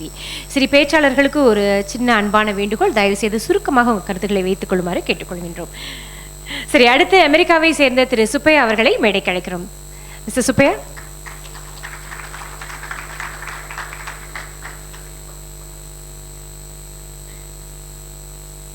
என் பேர் சுப்பையா, அமெரிக்காவில் வந்திருக்கேன். சிங்கப்பூரில் பிறந்து வந்தாள்.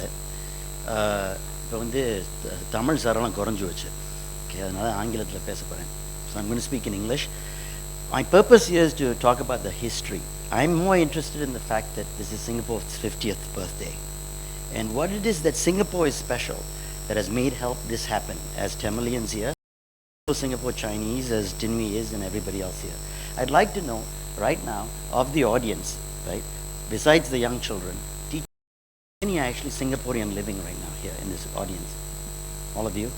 And all you kids? Yeah, it's quite a few. I'm addressing more you plus some of the history. To talk about the early history of this organization, I'm going to use myself as a role model and Tinmi as a role model over there. What can be accomplished in a culture which is multicultural to help our own countries, okay? Okay, so the story is a little bit of my story of my life and Tinmi's life and how we came about this, especially for the children here and the teachers here. What is possible, okay? Now, my perspective is, can be corrected by memory of various people like Ananda Krishna and Tinmi who remembered things so long ago now, 15, 16, 17 years ago now. So, I was fortunate or misfortune to be born in Singapore. I wasn't born, but virtually born in Singapore and grew up here as a Chettiar boy, Misfortune, fortune, it doesn't matter.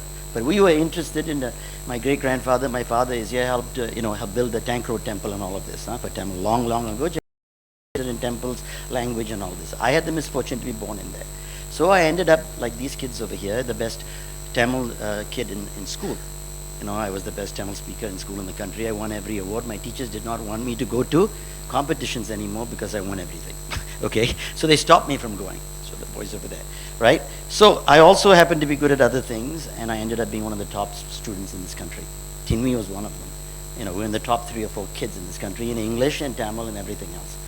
I was very good at Tamil. He was very good at Chinese, and we knew each other in school. We grew up from 5 years old. Now, what happened was he went to England. Both of us went to England at slightly different times to study. He studied biology and came back here to NUS. I continued to Harvard, and I ended up doing physics, math, and various things. So at Harvard, I ended up later as a professor at Stanford and other places. So I've been there for a very long time. I'm no longer at Stanford. But while I was there, Tinmi had returned, and I was a computational biology professor. I had computation in me early days. Tinmi came back, and he was a biologist, okay? But he got interested in the internet. So he's laughing. He got interested in the internet. No, it was very early days. I was in Silicon Valley. He decided that he wanted to get into the internet, and he started the first Chinese website in the world. Then he started the first Indian website in the world. It was hosted here. Okay? He and I ended up with our students starting the first webmail long before Hotmail, 2 years before. We had it in English and everything else. It's still functioning, the first webmail. So we learned a lot of things here. He got an interest in Chinese first and so on, and because of me a little bit in Tamil. He had started at that time working with Govindaswamy, who was late, and he ended up helping him with the keyboard and everything. In time, Singapore, and with his help, asked me to come back and start a biocomputing institute. I came back to help while I was still there, remotely helping computing. Meanwhile, I watched him work in the internet, whereas I was more like a computer professor, biocomputing. So one thing led to another, and he was involved in all this. And what happened is that in the middle of this, he came up with this idea of, because of the internet and everything, he came up with the idea of domain names in all languages. I mean, the content is there, but you have to get to the content, right? So you needed Tamil domain languages, domain names, and Chinese domain names. He started Chinese and Korean with our students in our institute on the side. Then I said to him, basically, how about Tamil? Okay, so we did Tamil as well, and that was the inspiration for taking this domain name to the rest of the world. It was a huge 15 years. So the battle had to be separated. He ended up being a professor. I gave up a lot of my time from Stanford, started a company, raised in today's money $100 million. Okay, we spent a few million of it in India, 10 million in China, various places, trying to get the standard changed so the domain name itself will change. Okay, I have a story for this. So we tried, the work was easy. To get the agreement around the world was 20 times harder, 20,000 times harder than trying to work with Infit. Everybody with different views. Now, at that time, we went, because of my interest, China was more interested, it was easy, we could go there. I kept fighting within the company to say we got to go to India, even though it's a little behind, let's start the languages there. Tamil was the easiest. So at that time, Anandakrishnan was known to us and everything, and Maniam joined us in the company. He will help. You think Maniam is running around right now? No, he ran around a lot more around India. He spent months of his life running around trying to get this internet domain name started. We went to India, and that's where the problem we realized. In India, I gave a talk with Mr. Anandakrishnan. We were trying to launch the product and everything. At that point in 1999, 2000, we found out the Indians Tamils had 30 different encoding technologies. So many different ways. So how are you going to do the domain name? So then we decided, okay, what are we going to do here? We went to Karnataka. We went to see T.G. Krishnan.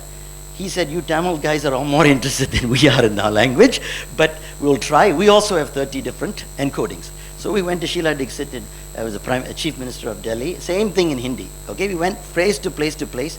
Eventually we spent a lot of time traveling, and we found out very quickly that every state in every language in India, not just Tamil, had 30 different encodings. Okay, so how are we going to agree on anything? This was a real problem.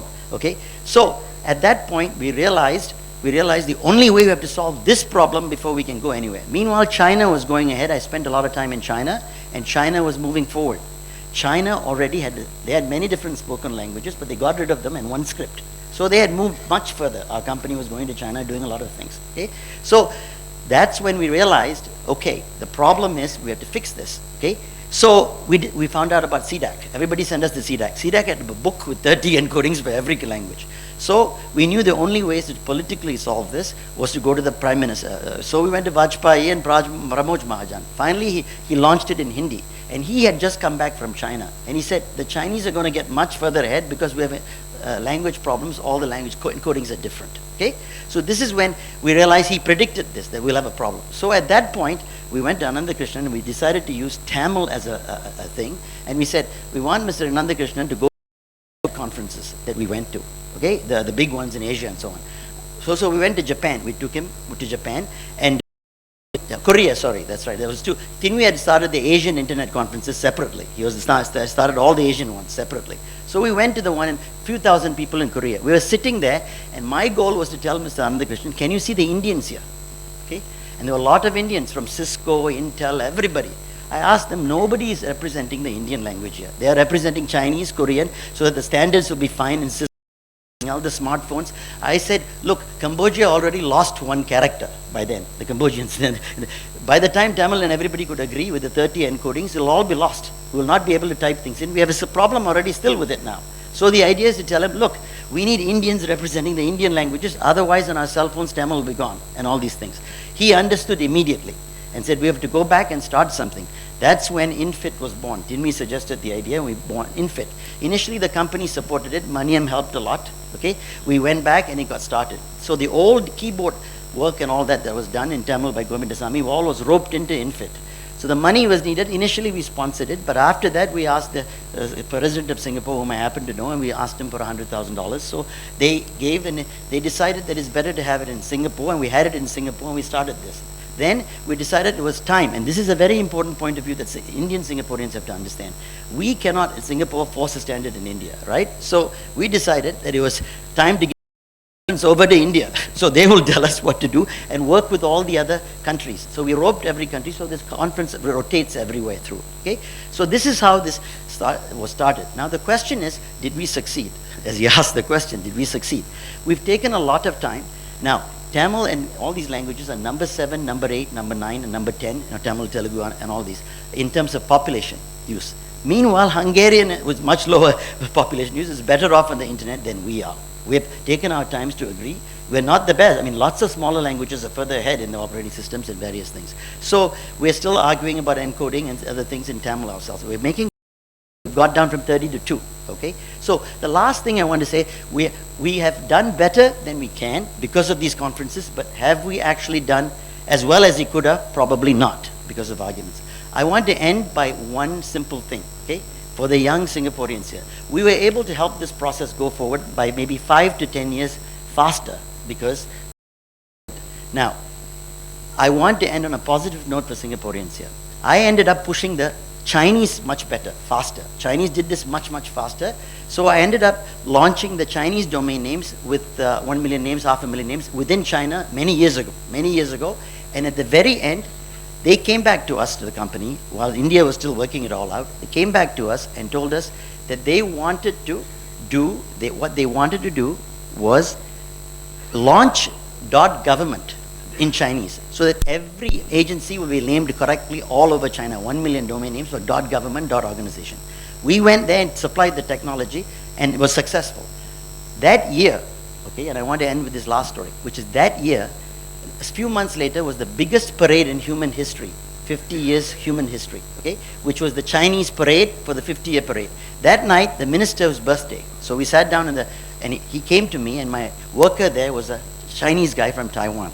He looked around and said that night before the 50th anniversary, and he said, look, I'm reflecting on China. And he said, in the history of 1,000 years later, when the history of China is written, we will ask, where are the electronic streets of China named? By whom? He said, it's going to be a Taiwanese and an Indian guy. So I turned around and said very quickly, I said, look, this is not the first time that India has given something to China. Buddhism was given by us. And then I changed, and this is the important point. I turned it around and said, there's another.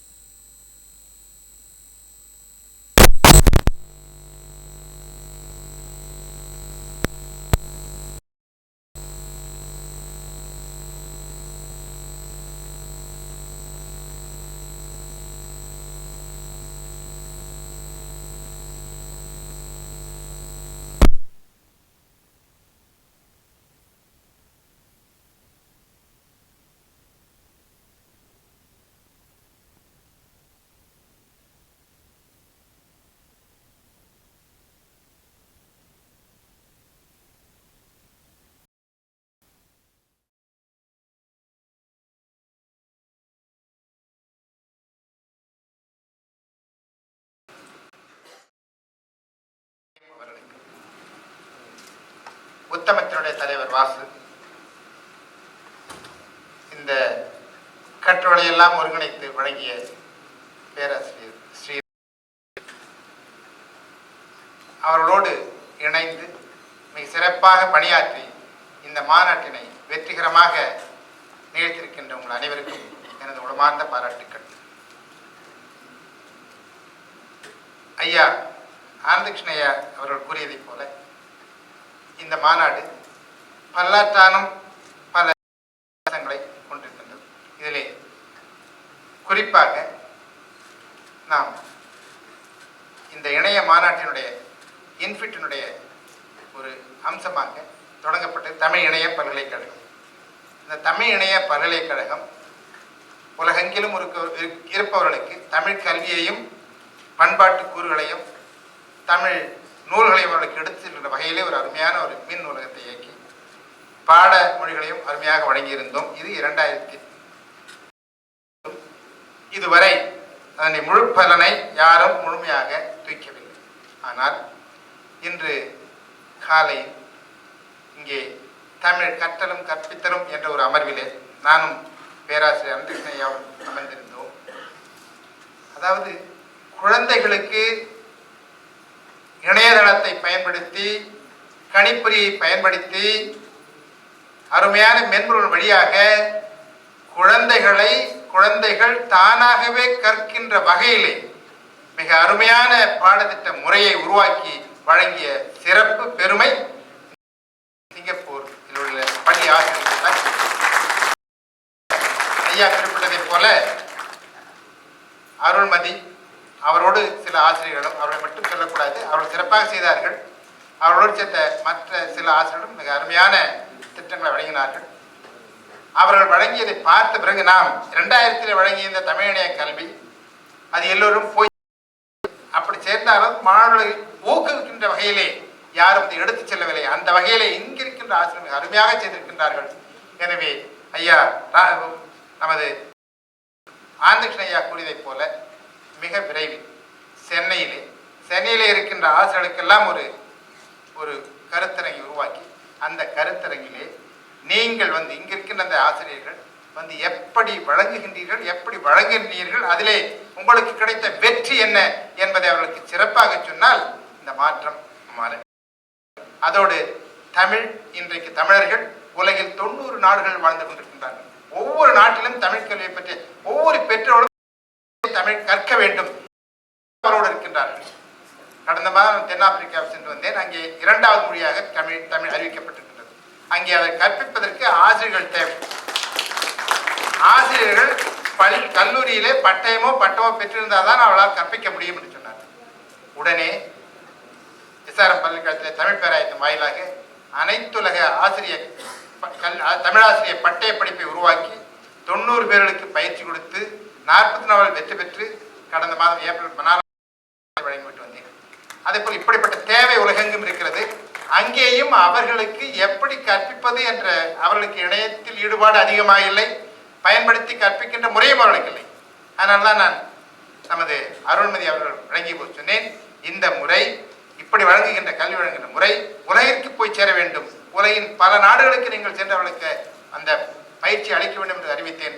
அந்த முயற்சியை என்னால் முடிந்த வரையில் உலகிற்கு எடுத்து செல்ல நான் முயல்வேன். இந்த வகையில் நாம் இப்பொழுது இணையத்தை சுருக்கமாக முடிச்சிருங்க.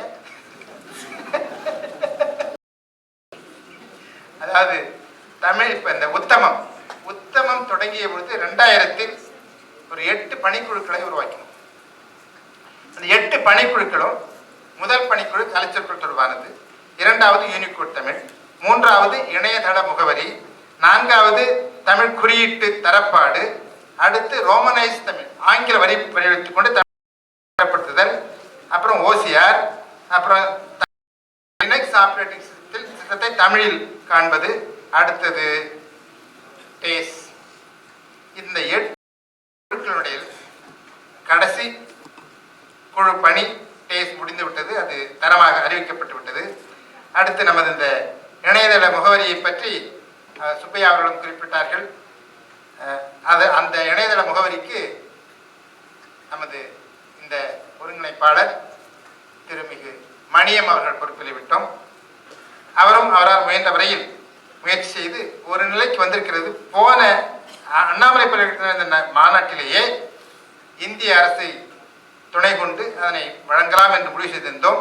இன்று அவர்கள் குறிப்பிட்டது அது நல்ல ஒரு நிலைக்கு வந்திருக்கின்றது. அடுத்த கட்டத்தில் அது நிறைவேறும் சொன்னார்கள். நான் இங்கே குறிப்பிடுவது ஏனென்றால் இந்த தமிழ் இணைய மாநாடுகளில் நாம் வெறும் கட்டுரைகளை மட்டும் வழங்கி நன்றாக வழங்கினார்கள் என்று அதோடு பெருமையோடு செல்லாமல் இந்த தமிழ் இணைய உத்தமத்தினுடைய பணி என்னவாக இருக்க வேண்டும், இணையத்திலும் கணிப்பொறியிலும் தமிழையை சிறப்பாக காண்பதற்கான பல்வேறு வகையான பயன்பாடுகளை உருவாக்க வேண்டும், மென்பொருளை உருவாக்க வேண்டும். அதுதான் அந்த பணிக்குழுக்கள்.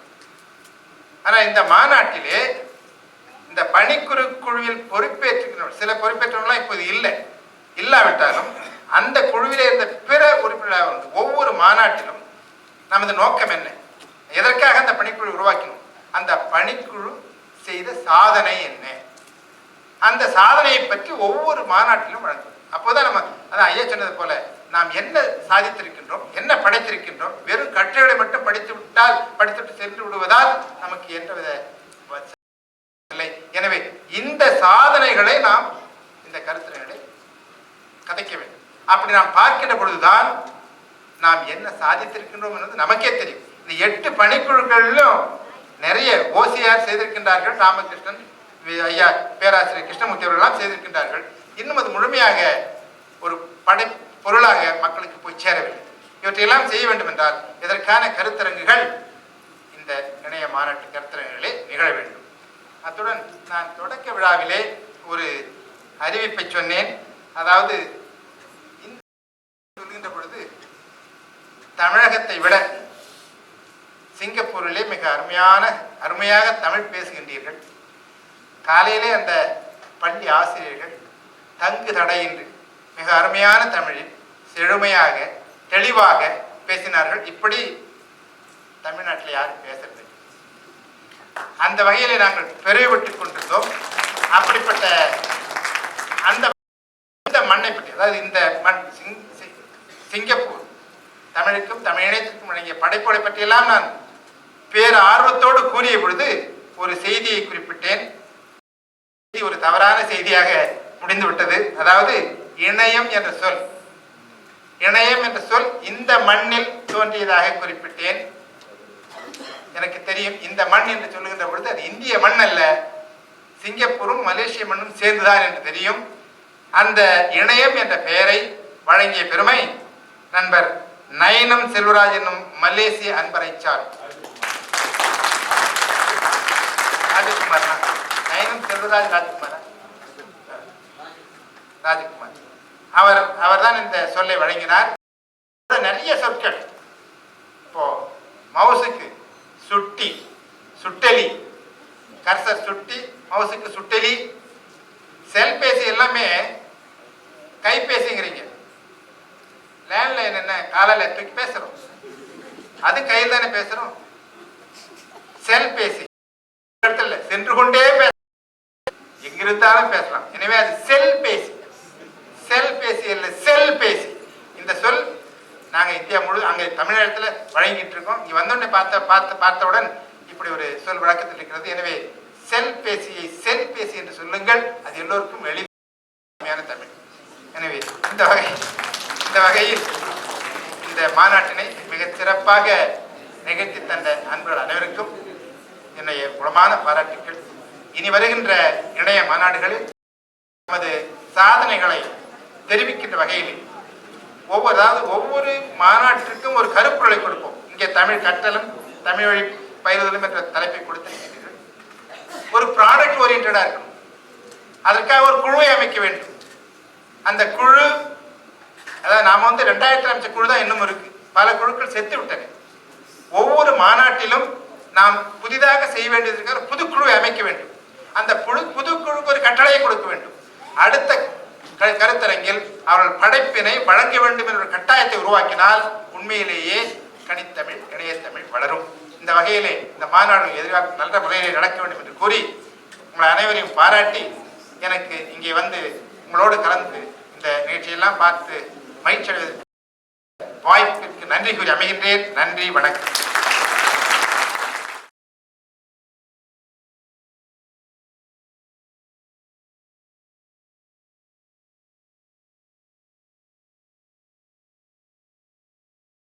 டாக்டர் பொன்ன வைக்க சொன்னாரு அதிகமாக இந்த தருணத்தில் ஒரு விஷயத்தை நாங்கள் பகிர்ந்து கொள்ள.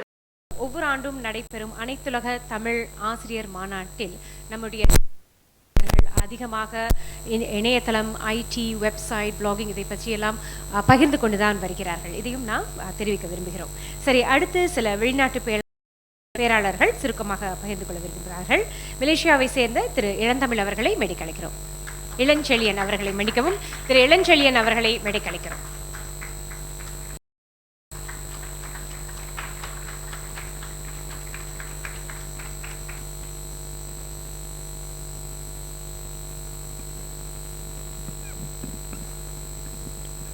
அனைவருக்கும் வணக்கம். அதாவது எங்கள் நாட்டிலிருந்து வந்த பேராளருக்கு சார்பில் சில கருத்துக்களை சொல்லலாம்னு நினைக்கிறேன். எங்களை பொறுத்தவரை இதில் ஒரு பெரிய விஷயம்னாக்கா, எப்பொழுதும் மாநாட்டுக்கு வரும்போது எல்லாம் வீட்டுக்கெல்லாம் வெளியெல்லாம் போவோம், ஊர் சுத்த போயிட்டு அந்த மாதிரி வருவோம். அதுபோல் இங்கே நடக்கவே இல்லை. அதாவது வந்திருந்த பேராளர்கள் அனைவருமே இந்த 3 நாட்களுக்கும் இங்கேயே இருந்து ஏற்கனவே எல்லா அமர்வுகளுக்கும் சென்று தங்களை புதிய புதிய விஷயங்களை தெரிந்து கொண்டதாக சொன்னார்கள். அது என்னை பொறுத்த வரைக்கும் ஒரு 2 விஷயத்தில் பார்க்குறேன். ஒன்று, இங்கே நடந்த அமர்வுகள் எங்களுக்கு பயனுள்ளதாக இருந்திருக்க வேண்டும், அதனால தான் ஆர்வத்தோடு பகிர்ந்து கொண்டோம். இரண்டாவது, சரியான ஆட்களை கொண்டு வந்திருக்கோம் உங்களுக்கு.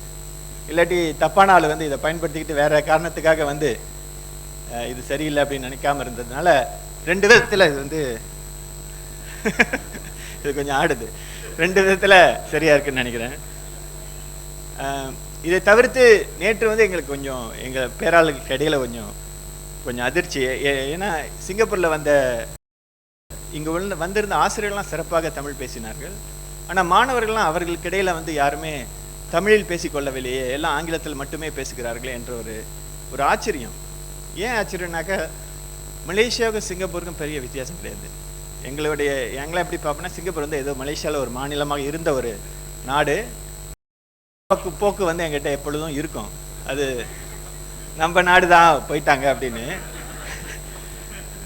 எப்பயும் எங்களை ஏசிக்கிட்டு அப்பப்போ ஏசிக்குவோம். இப்போ ஏன்னா இடையில கூட மலேசியா வந்து எப்பயுமே எப்பயும் சிங்கப்பூர் அளவுக்கு வராது பாருங்களேன். அதனால சொல்லிக்குவான், பாரு சிங்கப்பூர் எங்கே போச்சு, நம்ம எங்கேயோ கிடக்கிறோம். குறிப்பாக கல்வி கேள்விகளில் வந்து நாங்கள்லாம் விடுபட்டு போயிட்டோம். அதுக்கு காரணம் வந்து எங்களோட நல்லா செஞ்சாக்கா அங்கே போயிடுவாங்க, ஏன்னா விலைக்கு வாங்கிடுவாங்க பாருங்களேன். அப்போ நாங்கள் அப்படி எனக்கு கூட அந்த மாதிரி தான் ஒரு இடையில நான் பள்ளி கூட படிச்சுட்டு எனக்கு அது ஸ்காலர்ஷிப் கிடச்சி சிங்கப்பூரில் வந்து படிச்சுட்டு போனேன். இந்த நாடு சரியாக வர நான் திருப்பி போயிட்டேன் பாருங்களேன். அப்படியானா நிறைய பேர் இங்கே இருக்கிறாங்க. இப்போ வந்து மலேசியா மட்டும் இல்லை, உலகத்தில் உள்ள எங்கேருந்து திறமைசாலிகள் எல்லாத்தையும் வந்து சிங்கப்பூர் கூப்பிட்டு வச்சுக்கிட்டு வேலை செய்கிறாங்க. அதனால் அவங்களோட போட்டி போடுறது கஷ்டம். இருந்த போதிலும் இங்கே உள்ள தமிழ் குழந்தைகள் தமிழில் பேசுவது கொஞ்சம் கஷ்டப்படுறதை பற்றி எனக்கு கொஞ்சம் ஆச்சரியமாக இருந்தது, வேதனையாக இருந்தது. இதுதான் எங்களுடைய எதிர்காலமோ அப்படின்ற கூட எங்களுக்கு சிந்திக்க தோன்றியது. அதே வேளையில் இன்று வந்து கொஞ்சம் மாற்று சிந்தனை. ஏன்னா அப்படி இருந்த போதிலும் ஆசிரியர்கள் எந்த அளவுக்கு முயற்சி எடுக்கிறார்கள், அவர்களுக்கும் தெரியுது இந்த தெளிவு அவர்களுக்கு இருக்கிறது, மாற்ற வேண்டும், இன்னும் முயற்சியை போட்டால் நம்ம அவர்களுக்கு அந்த ஆர்வத்தை ஊட்டலாம், அந்த தேவையை ஏற்படுத்தலாம் என்ற எண்ணம் அவர்களிடம் இருக்கிறது. அதனால் எப்பொழுதும் சிங்கப்பூர் எல்லாத்துலேயும் ஒன்றாவது வரணும்னு நினைக்கிறாங்களே, இந்த விஷயத்தில் ஒன்றாவதாக இருக்கணும்னு நினைக்கிறேன். ஏன்னா வந்து தெரியாத மொழி. மலேசியாவில் ஆங்கிலம் 2வது மொழி, தமிழ் 3வது மொழி. எப்போ தமிழில் நான் பேசுகிறேன் தானே, அதுபோல் 2வது மொழி என்றால் அது பேச வேண்டும், எழுத வேண்டும், அதை சரியாக செய்ய வேண்டும் என்ற எண்ணம் மாணவர்களுக்கு வருவதற்கு ஆசிரியர்கள் ஊக்குவிக்க வேண்டும். அதற்கு வந்து ஒரு காரணத்தை கொடுக்காதீங்க, இல்லை 2வது மொழி தானே பரவாயில்ல அப்படின்னு சொல்லாமல் 2வது மொழி என்றால் சரியாக செய்ய வேண்டும் என்று பொருள்படும் விதத்தில் நாம் நடந்து கொள்ள வேண்டும் என்று நமது எதிர்பார்ப்பை மேலே வைக்கணும் அப்படின்னு நினைக்கிறேன். அதுதான் எங்களுடைய எதிர்பார்ப்பு. உங்களை நிறைய கற்றுக்கொண்டோம் என்று நினைக்கிறோம். அதோடு நமக்கிடையில் வந்து பல நட்புகளை ஏற்படுத்தி இருக்கிறோம், சரிதானே? அதனால அடுத்த ஆண்டு எங்களுடைய மலேசியாவில் வந்து எப்படின்னா 200ஆம் ஆண்டு ஒரு பெரிய ஒரு சாதனையாக பார்க்குறோம். அதாவது மலேசியாவில் தமிழ் கல்வி அதிகாரப்பூர்வமாக கற்பிக்கப்பட்டு 200 ஆண்டுகள் ஆகுது, சரிங்களா? இப்போ 200 ஆண்டுகளாக நாங்கள் தமிழ் படிச்சுட்டு வரோம் மலேசியாவில். இனி அடுத்த 200 ஆண்டுகளுக்கு நாங்கள் தமிழ் படிப்போமா அப்படின்ற கேள்வி. ஏன்னா எங்களுக்கும் இதே பிரச்சனை தான். ஏன்னா நாங்கள் தமிழ் வந்து முதல் 6 ஆண்டுகள் படித்த போதிலும் அதற்கு பிறகு 3ஆம் மொழியாக தமிழ் மாறிவிடுகிறது. அதோடு எங்களை 60 விழுக்காடு தமிழர்கள் தான் தமிழ் படிக்கிறார்கள், 40 விழுக்காடு தமிழர்கள் தமிழ் படிப்பதே இல்லை, தமிழ் ஏறக்குறைய தெரியாது. அந்த மாதிரி ஒரு சூழலில் நாங்கள் போராடி கொண்டு இருக்கிறோம்னு சொல்லலாம். ஏன் போராடணுன்ற கேள்வியெலாம் எங்களுக்கும் இருக்கிறது. அந்த விதத்தில் நாம் சிங்கப்பூரியர்களும் சிங்கப்பூர் தமிழர்களும் மலேசிய தமிழர்களும் ஒன்றாக இணைந்து நமது சவால்களை ஒன்றாக சேர்ந்து சிந்தித்து சந்தித்தோமானால் சரியாக வரும் என்ற நம்பிக்கையோடு விடைபெறுகிறேன். நன்றி, வணக்கம்.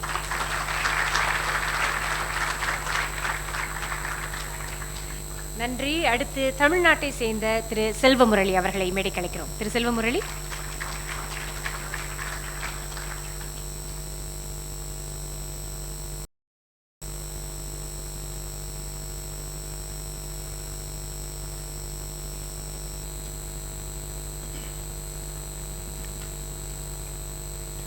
அனைவருக்கும் இனிய மாலை வணக்கம்.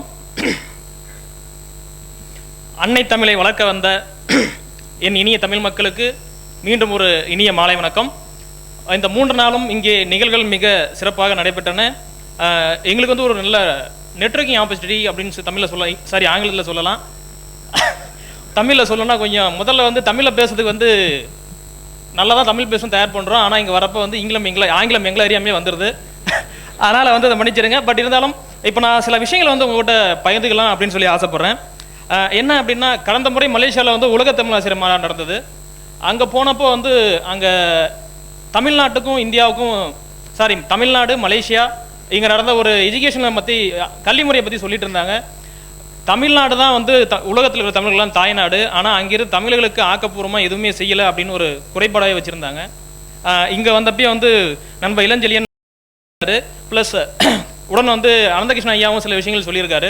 அதனால் இப்போ என்ன நாங்கள் தமிழ்நாடு உத்தம அமைப்பு மூலமாக என்ன செய்யலாம், இந்தியா மலேசியா இங்கே இருக்கிற தமிழ் ஆசிரியரை ஒருங்கிணைச்சு ஒரு பயிற்சி வகுப்பு பண்ணலாம் அப்படின்னு சொல்லி நாங்கள் இப்போ திட்டமிட்டிருக்கோம். அதுக்கு வந்து எங்களுக்கு உத்தம அமைப்பும் மொத்த இந்திய அமைப்பு எங்களுக்கு ஆதரவு வழங்கும் நாங்கள் நம்புகிறோம். 15வது உலகத்தமிழ் இணைய மாநாடு அடுத்தது நிச்சயமாக இந்தியாவில் தான் நடைபெறும் நாங்கள் நம்புகிறோம். அந்த மாநாட்டில் இப்போது இருந்த மாநாட்டை ரொம்ப சிறப்பாக நீங்கள் செய்திருக்கீங்க. அதுக்காக மணியம் சாருக்கும் இந்த பேப்பரில் ஒரு புதிய ஃபோட்டோ காப்பி அப்படின்ற ஒரு இன்டர்நேஷனல் ஸ்டாண்டர்டை கொண்டு வந்த திரு ஸ்ரீனி அவர்களுக்கும் மிகுந்த நன்றி. ஏன்னா இதுக்கு முன்னாடி பேப்பர் வந்து கொஞ்சம் முன்னாடி இருந்தது. ஆனால் இப்போ அந்த மாநாட்டை பார்த்தோன்னே முதல்ல ஃபோட்டோ காப்பி அப்படின்னா ஸ்கேன் பண்ணி அனுப்பும்போது நாங்கள் நினச்சிட்டு இருந்தோம். ஏன்னா அங்கே ஒரு இது இருந்தது. அதனால் வந்து இந்த முறை ஒரு நல்ல ஸ்டாண்டர்ட் அறிமுகப்படுத்தின ஸ்ரீராம் சாருக்கு நன்றி. இந்த முறை இங்கே நிறைய விஷயங்கள் நாங்கள் கற்றுக்கிட்டோம். இந்த விஷயங்கள் இதை விட சிறப்பாக நாங்கள் தமிழ்நாட்டில் 15வது உலக தமிழ் இணைய மாநாடு நடத்துவோம் அப்படின்னு சொல்லிட்டு நாங்கள் இங்கே உறுதி எடுத்துக்கிறோம். உங்களுக்கு உறுதியும் அளிக்கிறோம். எனவே இங்கே கலந்து கொண்ட அனைவரும் தமிழ்நாட்டில் நிச்சயமாக கலந்து கொள்ள வேண்டும் என்று அழைப்பையும் விடுக்கிறோம். நன்றி, வணக்கம்.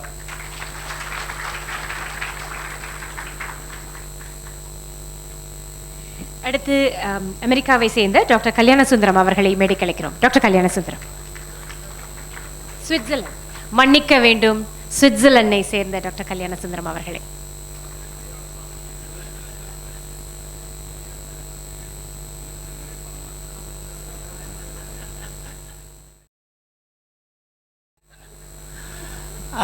அனைவருக்கும் வணக்கம். நான் எங்குமே தமிழ் பேச ஆரம்பித்தால் அதற்கு முன்னால் நான் சென்னையில் பிறந்து சென்னையில் வளர்ந்து சென்னைக்கே உரித்தான தமிழை கற்று வளர்ந்தோம். ஏனென்றால் நான் அது உடனே ஆங்கிலத்துக்கு மாற முடியும். அப்பொழுதுதான் உத்தமத்தில் இந்த இணைய மாநாடுகள் ஆரம்ப காலத்திலிருந்து நான் பேராசிரியர் வாசு அரங்கநாதன் 1, 2, 3 பேர் தான் எல்லா மாநாடுகளிலும் ஒன்று விடாமல் கலந்து கொண்டிருக்கின்றோம். அந்த விஷயத்தில் 14 ஆண்டு மாநாடுகளில் எப்படி வளர்ச்சி அடைந்தது என்று பார்க்கும் பொழுது ஒரு மாநாடும் ஒரு இடத்தில் நடக்கும் பொழுது அதனுடைய லோக்கல் ஃபீச்சர்ஸ், அதோட ஒரு கட்டுரை படிப்பதில் உள்ள ஒரு ஆராய்ச்சி அளவில் முதிர்ச்சியும் பார்க்கலாம். அதோடு மட்டும் இல்லாமல் இப்பொழுது இந்தியா பல்கலைக்கழகங்களில் உள்ள ஆராய்ச்சி மாணவர்கள் பெருமளவில் ஆர்வம் ஏற்படுத்தியுள்ளார்கள்.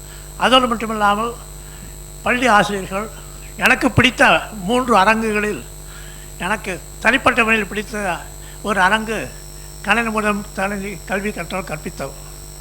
ஏனென்றால் 10 ஆண்டுகளுக்கு முன்பே சிங்கப்பூரில் உள்ள தமிழ் ஆசிரியர்கள் ஆரம்ப நிலையிலிருந்து கணினியை எப்படி பயன்படுத்தினார்கள் என்று ஐயா கூறியது போல அதை பார்த்து மகிழ்வேன். அதனால்தான் தொழில்நுட்ப அரங்கில் இருப்பதை விட பல சமயம் கல்வி கற்றல் கற்பித்தல் என்னால் அப்ளிகேஷன் பாயிண்ட் போல் அவங்க ஒரு ஆர்வம் எடுத்து செய்கிறது பாராட்டத்தக்கது. அந்த விஷயத்தில் மலேசியா, சிங்கப்பூர் முன்னோடிகளாக இருக்கின்றார்கள். India will have they have to go a long way to go. And so I am pleased that it is continuing both in terms of diversity and நேற்று கூட ஆயிரம் சொன்ன மாதிரி நான் பள்ளி சிறுவர்கள் ஆரம்ப கல்வி கூட 8 வயசு பசங்கள்லாம் ஆண்ட்ராய்டில் தமிழ் கணினி எப்படி பயன்படுத்துவது, ஆப்ஸ் எப்படி செய்வதை பற்றி பேசினார்கள். அது எனக்கு ஒரு வியப்பாகத்தான் இருந்தது. ஸோ அதனால் இந்த மாநாட்டின் மேலும் வளர என்று ஒரு காத்து கொண்டிருக்கின்றேன்.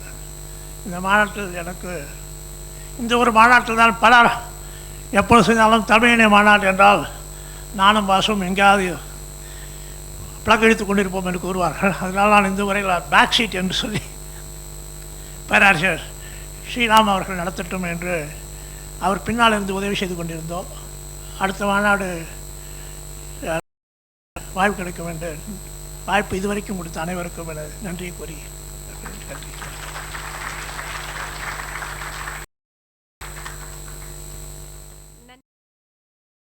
அடுத்து தமிழ்நாட்டை தமிழ் சங்கத்தின் தலைவர் திரு ஆனந்தன் அவர்களை மேடைக்களிக்கிறோம். திரு ஆனந்தன்.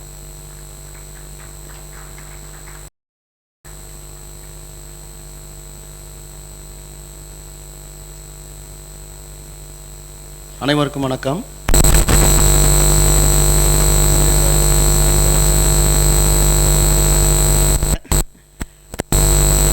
இணையமான 1999 இன்னைக்கு வரைக்கும் 2015 வரை அத்தனை மாநிலங்களிலும் எங்களுடைய பங்களிப்பு மிக மிக சிறப்பாக நாங்கள் கொடுத்துருக்குறோம்.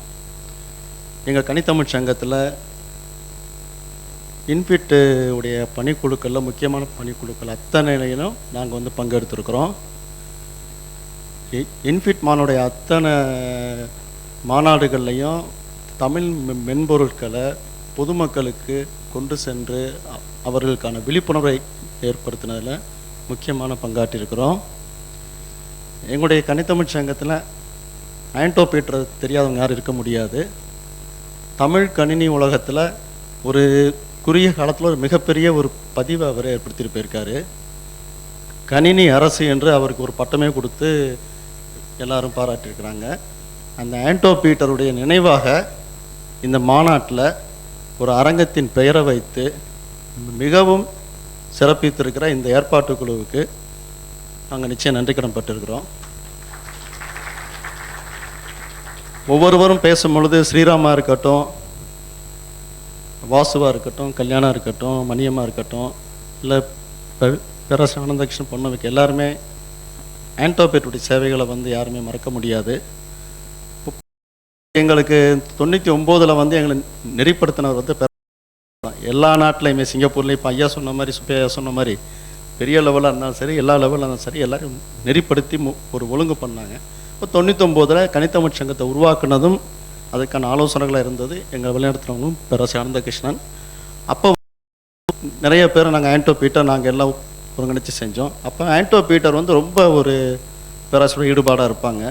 ரொம்ப ஈடுபாடாக பார்த்தீங்கன்னா காந்தி பிறந்த நாள் வந்து காமராஜர் இறந்த நாளாக இருக்கும். அது மாதிரி பேராசிரியர் அனந்தகிருஷ்ணன் பிறந்த நாளில் தான் ஆண்டோபீட்டர் இறந்தார். அதுவும் இறக்குறதுக்கு முன்னாடி 1 மணி நேரம் முன்னாடி அவருடைய ஃபேஸ்புக்கில் அவருக்கு வந்து பிறந்தநாள் வாழ்த்து சொல்லிட்டு இறந்துருக்காரு.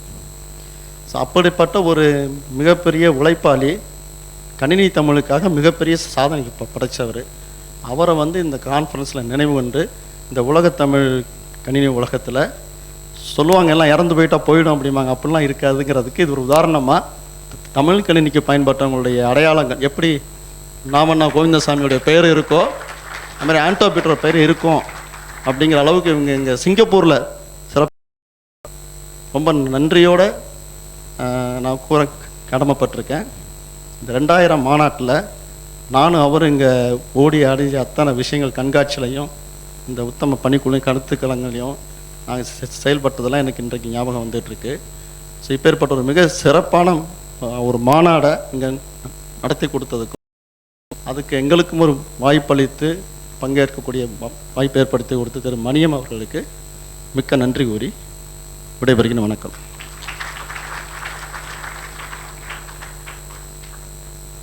பேச்சாளர்கள் எல்லாம் என்ன மன்னிச்சிடணும், என்ன இந்த பொண்ணு கடைசி நாள் வந்துட்டு சீக்கிரமாக பேசுங்க, சுருக்கமாக பேசிடுங்கன்னு சொல்லிகிட்டே இருக்குன்னு.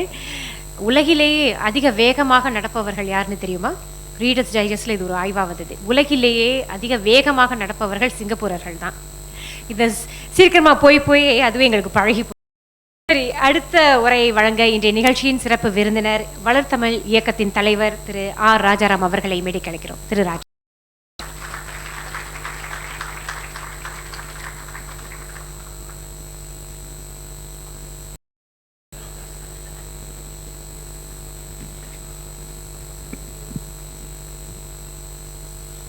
நான் செய்யும் மிக உத்தமமான காரியம் ஒன்று உண்டென்றால் நான் பேசாமல் இருப்பது தான். என்றாலும் சிங்கப்பூரில் உள்ளவர்களுக்கு தெரியும், இது சிங்கப்பூரில் இது 3 நாள் பொது விடுமுறை தினம். இந்த பொது விடுமுறை தினம் இந்த 3 நாட்களில் இறுதி நாளான இன்று என்னை சிறப்பு விருந்தினராக அழைத்து பேசவும் வேண்டும் என்று கூறினார்கள். அதற்காக பேச்சை தயாரும் செய்துவிட்டேன். அதனால் ஒரு சில மணி நேரமாவது மணித்துளிகளாவது உங்களுடன் பேச விழைகின்றேன். உத்தமத்தின் தலைவர் பேராசிரியர் வாசுரங்கநாதன் அவர்களே, ஏற்பாட்டு குழுவின் தலைவர் மணியம் அவர்களே, பேராளர்களே, அறிஞர்களே, உங்கள் அனைவருக்கும் என்னுடைய வணக்கத்தினை முதலில் தெரிவித்துக் கொள்கின்றேன். ஒரு 2 வருடங்களுக்கு முன்பு நான் சென்னை சென்றிருந்த பொழுது அங்கே ஒரு தொலைக்காட்சி நிகழ்ச்சியை நான் பார்த்தேன். தந்தி தொலைக்காட்சி என்று நினைக்கின்றேன். அங்கே 2 பெரியவர்கள் அந்த நாளைய செய்தியை பற்றி பெரிதாக விவாதித்துக் கொண்டிருந்தார்கள். விவாதம் என்னவென்றால், அதற்கு முந்தைய நாளில் இந்திய அரசாங்கம் தந்தி சேவையை ரத்து செய்துவிட்டது என்ற செய்தி. அதுதான் செய்தி. அது தந்தி தொலைக்காட்சியில் மிக சுவாரஸ்யமான ஒரு விவாதமாக இருந்தது. அது பொருத்தமான விவாதமும் கூட. என்றால் தந்தி தொலைக்காட்சி ஒரு கட்டத்தில் அந்த இருவரும் கொஞ்சம் வயதானவர்கள் மிகவும் உணர்ச்சி வசப்பட்டு விட்டார்கள். இது சட்டத்துக்கு புறம்பான செயல் என்று வேறு கூறிவிட்டார்கள். ஏனென்றால் இந்திய பாராளுமன்றத்தில் மசோதாவாக நிறைவேற்றப்பட்ட ஒரு டெலிகிராஃப் ஆக்ட் என்ற மசோதாவாக நிறைவேற்றப்பட்ட ஒரு இது அரசாங்க ஆணையில் இது நாளையிலிருந்து இது கிடையாது என்று கூறிவிட்டார்கள். இது உண்மையா சரியா என்று தவறா என்று எனக்கு தெரியாது. எனக்கு ஞாபகம் வந்ததை கூறுகின்றேன். சட்டத்துக்கு புறம்பான செயல், இது சரிதானா, இது எப்படி செய்கிறார்கள், இது ஒன்றுமே புரியவில்லையே என்று பேசிக்கொண்டே இருந்தார்கள். வேண்டுமானால் இது சரியாக இருக்கலாம், ஆனால் சட்டத்துக்கு புறம்பானதாகவே கூடவே இருக்கலாம். ஆனால் உண்மை நிலவரம் என்னவென்றால், தொழில்நுட்பம் மாறிக்கொண்டிருக்கின்றது. அந்த மாற்றத்திற்கு ஏற்ப புதியன புகுதலும் பழையன கழிதலும் ஏற்பட்டு கொண்டே இருக்கின்றது. தந்தியை யாரும் பயன்படுத்துவதில்லை. அதற்கு பதிலாக குறுந்தகவல்கள் வந்துவிட்டன, மின்னஞ்சல்கள் வந்துவிட்டன. இதுபோன்று பல மாற்றங்கள். தொழில்நுட்ப மாற்றம் என்பது மொழியோடு இணைந்த ஒன்று. அச்சு இயந்திர காலத்தில் தொடங்கி இந்த மாற்றங்கள் தொடர்ந்து கொண்டே இருக்கின்றன. என் தலைமுறையினரிடம் தமிழை பற்றி கேட்டால் வீரபாண்டிய கட்டபொம்மன் வசனத்தை கூறுவோம். ஏனென்றால் திரைப்படத்துறை, அது சார்ந்த தொழில்நுட்பம் பெரிதாக தாக்கத்தை ஏற்படுத்திய ஒரு காலகட்டம் அது. எங்களுக்கு தெரிந்த கவிஞர்கள் திரைப்பட கவிஞர்கள். பாரதியாரெல்லாம் அதற்கு அப்புறம்தான், பிறகுதான். இந்த காலகட்டத்தில் உள்ளவர்களுக்கு வேறு சவால்கள், வேறு மாதிரியான ஒரு சூழ்நிலை. மலேசியாவிலிருந்து வந்த நண்பர் கூறினார், ஒருவருக்கொருவர் தமிழில் பேசிக்கொள்வது கூட இல்லை மாணவர்கள் என்று. உண்மைதான், ஓரளவுக்கு அது உண்மைதான். ஏனென்றால் ஆங்கிலம் எங்கும் நிறைந்திருக்கின்றது, தொழில்நுட்பம் எங்கும் நிறைந்திருக்கின்றது. தொழில்நுட்பத்தில் ஆங்கிலம் நிறைய இருக்கு. இப்படிப்பட்ட ஒரு சூழலில் அடுத்த தலைமுறையினருக்கு தமிழை எப்படி கொண்டு செல்வது என்பதுதான் இங்கு இந்த நாட்டிலும் வேறு பல நாடுகளிலும் பலர் எதிர்கொள்ளும் சவால். எப்படி செய்வது இந்த காரியத்தை? அதற்கு திருவள்ளுவர் ஒரு இருக்கின்றார். பொருள் கருவி காலம் வினை இடனொடு ஐந்தும் இருள் தீர எண்ணிச் செயல் என்று கூறியிருக்கின்றார். அதாவது ஒரு காரியத்தை ஈடுபடும் முன் அதற்கு தேவையான பொருள், காலம், மேற்கொள்ள போகும் செயல்முறை, உகந்த இடம், 4. இதனோட 5வதாக ஒன்றை கூறியிருக்கின்றார். எந்த கருவியை பயன்படுத்த போகிறீர்கள் அனைத்தையும் சிந்தித்து பின் அந்த காரியத்தை செய்யுங்கள். அடுத்த தலைமுறையிற்கு தமிழ் செல்ல வேண்டும் என்றால் அதற்கு ஏற்ற கருவி இணையம், இணையத்தை சார்ந்த தொழில்நுட்பம். அந்த காரியத்தை தான் நீங்கள் கடந்த 3 நாட்களாக செய்து கொண்டிருக்கின்றீர்கள். உங்களை எவ்வளவு பாராட்டினாலும் தகும். உத்தமம், யூனிசெம் 2 அமைப்புகளும் ஒன்று சேர்ந்து நடத்தும் ஒரு நிகழ்ச்சி இது. நிகழ்ச்சியின் முதல் நாளில் உத்தமம் என்பது சிங்கப்பூரின் மருமகள் என்று வாசுரங்கநாதன் கூறியதாக ஞாபகம். மருமகள் என்று ஒன்று, மாமியார் என்று ஒருவர் இருப்பார் இல்லையா? அந்த மாமியாருக்கு 1000 ஆசைகள். பொதுவாக இதுவும் அந்த காலத்து தமிழ் திரைப்படங்களை பார்த்து கற்றுக்கொண்டது தான்.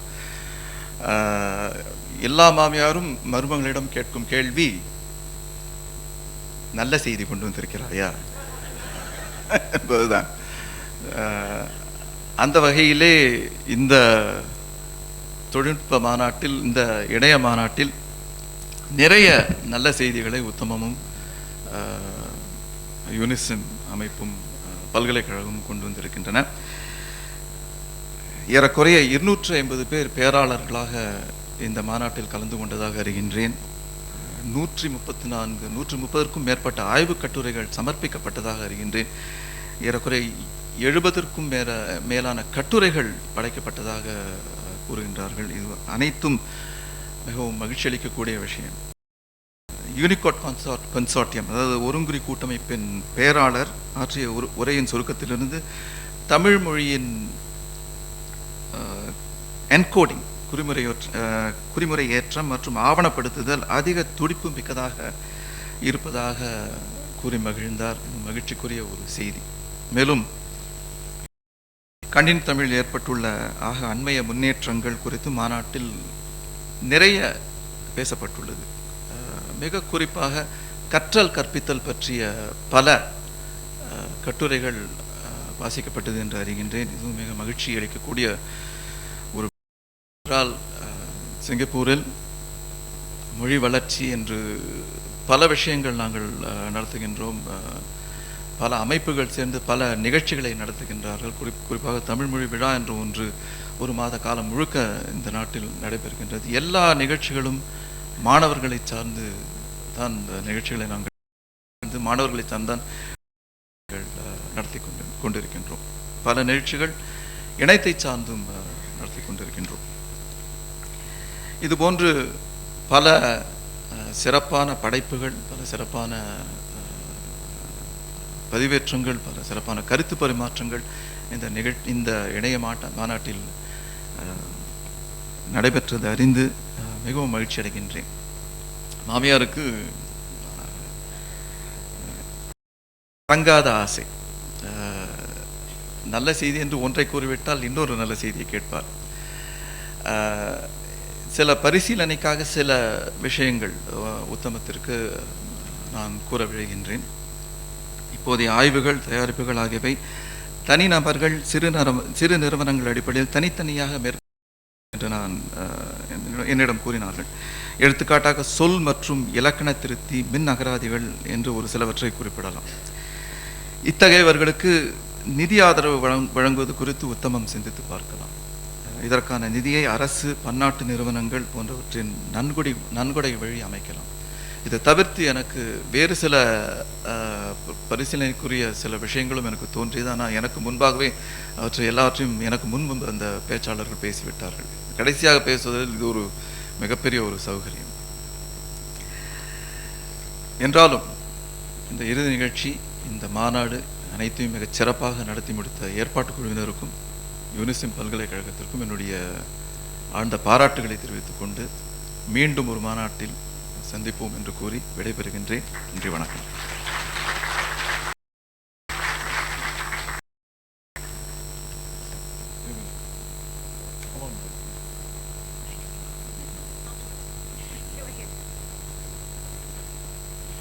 இனி இந்த மாநாட்டை ஒட்டி நடைபெற்ற போட்டிகளில் பங்கு பெற்று வெற்றி பெற்ற மாணவர்களுக்கு முதலில் மாணவர்களுக்கான முடிவுகள்.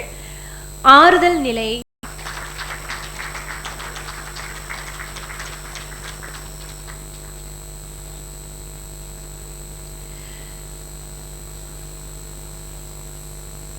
அடுத்த ஆறுதல் பரிசு சுந்தரஹன்னா கிரேஸ், மணிசேகர், நருண் கார்த்திக், செந்தாமரை கண்ணன், மதிமலர், குவாச்சுவான் மற்றும் CHIJ பள்ளி மாணவர்கள்.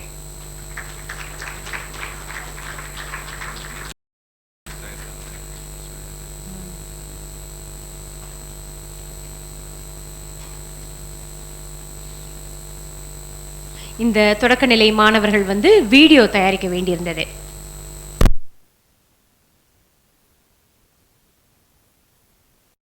ரிவவேல் தொடக்கநிலை பள்ளியை சேர்ந்த ஜனனி வர்ஷினி சேவமாணிக்கம். ஜனனி வர்ஷினி சேவமாணிக்கம்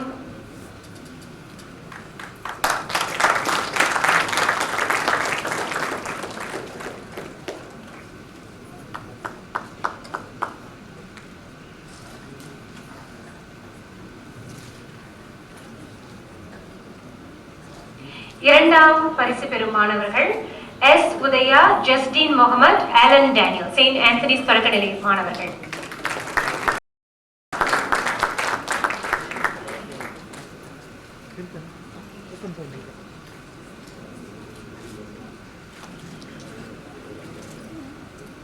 முதல் பரிசு பெறும் மாணவர்கள் சங்கமித்ரா, சதனஸ்ரீ, ஐஸ்வர்யா சரவணன், UT பிராஞ்சி CHIJ பள்ளி மாணவர்கள். இந்த சின்ன சைஸ்ல இவங்கெல்லாம் வீடியோ செஞ்சு முதல் பரிசு பெறாங்க.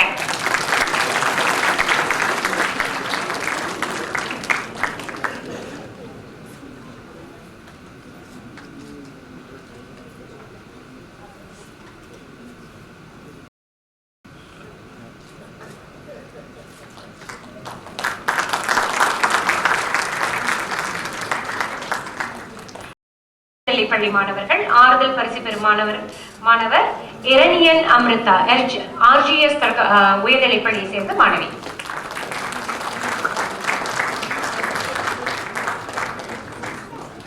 இந்த மாணவர்கள் பிளாக் பதிவு செய்ய வேண்டியது இருக்கு. இவர்களுடைய படைப்புகள் எல்லாம் நீங்க இணையதளத்துல அப்புறம் பார்க்கலாம். அடுத்த ஆறுதல் பரிசு பெறும் மாணவர் சுரேஷ் சங்கீத், பூச்சூர் உயர்நிலை பள்ளி சேர்ந்த மாணவர்.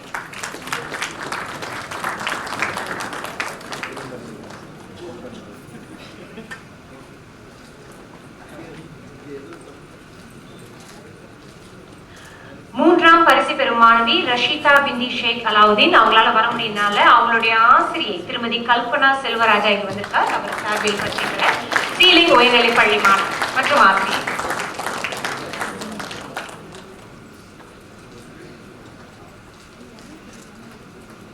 இரண்டாம் பரிசு பெறும் மாணவன் கார்த்திகேயன் அம்ரேஷ், ACS உயர்நிலை பள்ளி மாணவர்.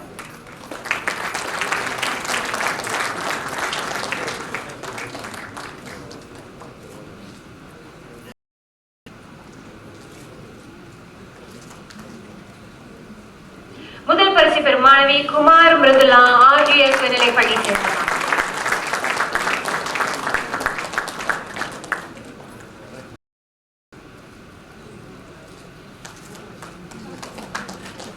அடுத்து உயர்நிலை கல்விக்கூடங்களுக்கான பிரிவு. இதில் மூன்றாம் பரிசு பெறும் மாணவி பிரவீனா.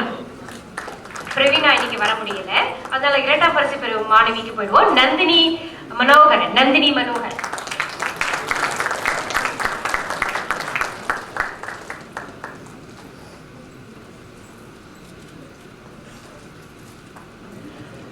முதல் நித்யஸ்ரீ மணிகண்டன்.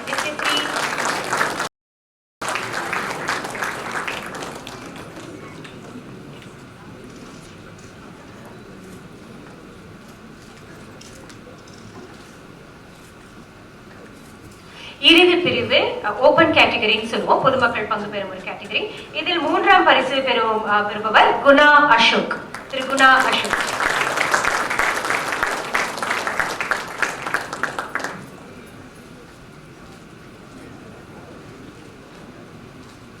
தனித்துவம் வாய்ந்த சிங்கப்பூர் என்ற தலைப்பில் இவர் ஒரு படைப்பை சமர்ப்பித்திருந்தார். 2வது பரிசு பெறுபவர் ஜே.கே. இந்துஜா. இன நல்லிணக்கம் என்ற தலைப்பில் இவர் படைப்பை சமர்ப்பித்திருந்தார்.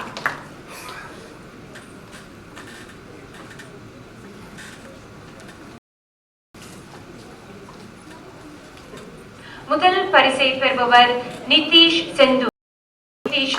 இவருடைய படைப்பின் தலைப்பு சிங்கப்பூரின் பல்லின கலாச்சாரமும்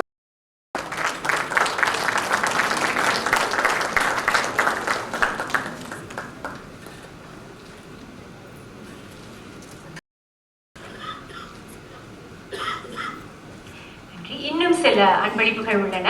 பல கைகள் இணைந்தனால் தான் இன்றைய மாநாடு சாத்தியமானது. இவர்களுக்கு ஒரு சிறு அன்பளிப்பு வழங்க இந்த ஏற்பாட்டு குழுவினர் விரும்புகிறார்கள். இந்த தருணத்தில் மேடையை திரு பழனிப்பன் அவர்களுக்கு நன்றி. அடுத்த விருதை அல்லது பாராட்டு விருதை பெறுவதற்கு முன்பாக ஒரு சில ஒன்று, எங்களுடைய சிறப்பு விருந்தினர் அவர் கூறியதைப் போல சிங்கப்பூரில் தமிழ் மொழிக்காக அரசாங்கம் ஒவ்வொரு ஆண்டும் தமிழ் மொழி மாதம் ஒன்றை நடத்துகிறது.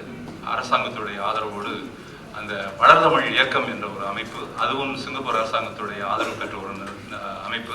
அந்த அமைப்பின் ஆதரவில் எல்லா சிங்கப்பூரில் இயங்கக்கூடிய எல்லா தமிழ் அமைப்புகளும் சேர்ந்து 1 மாத காலம் நாங்கள் சிங்கப்பூரிலே கடந்த பல ஆண்டுகளாக அதை நடத்தி வருகிறோம். அதற்கு தலைவராக திரு ராஜாராம் அவர்கள் விளங்குகிறார்.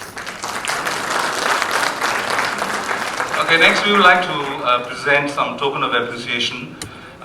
First, to come up on stage, I have great pleasure in inviting Dr. Lisa Moore on stage. Dr. Lisa Moore வந்து இந்த ஒருங்குடி, அதாவது தமிழுடைய கன்சோர்டியம் என்று சொல்லக்கூடிய இந்த கூட்டமைப்பை சேர்ந்தவர். அவர் கடந்த 3 நாட்களாக இங்கு நம்மோடு பல நிகழ்ச்சிகளில் தமிழ் தெரியாவிட்டாலும் கூட கலந்து கொண்டு சிறப்பு செய்திருந்தார். அடுத்தவர் திரு மயூரன். தயவு செய்து மேடைக்கு வாருங்கள். விக்கிபீடியா எல்லாரும் வந்து நம்ம தேடுறதெல்லாம் தேடுவோம் இல்லையா, அதுக்கு வந்து தமிழ்ல பொறுப்பாக இருக்கக்கூடியவர் திரு மயூரன். அவர்களுக்கும் இந்த பாராட்டு வழங்குகிறோம்.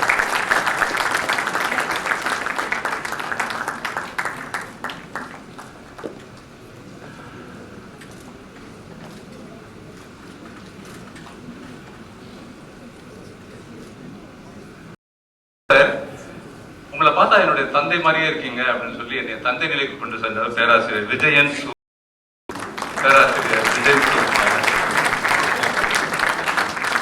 தந்தை மாதிரி இருக்கீங்கன்னா ரொம்ப அமைதியா இருக்குன்னு சொல்றாரு. அவர் நான் ஆத்திரப்பட்டு அவர் பார்த்ததில்லை நினைக்கிறேன்.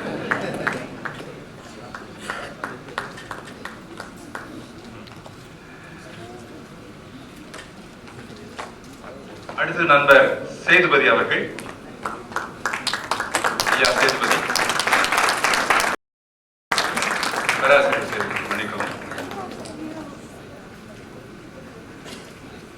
மலேசியாவுக்கும் சிங்கப்பூருக்கும் உறவு பல. நாங்க வந்து உங்களை வந்து நாங்க எங்க பெரிய அண்ணன் தான் நினைச்சுட்டு இருக்கிறோம். ஏன்னா தண்ணி கொடுத்துட்டு இருக்கீங்கல்ல. நான் உண்மையான தண்ணீர் என்று சொல்லுவாங்க. அடுத்தது மறைந்த திரு ஆண்டோ பீட்டரின் குடும்பத்தின் சார்பாக கனி தமிழ் சங்கத்தின் தலைவர் திரு ஆனந்தன் அவர்கள் இந்த நினைவு பொருள்.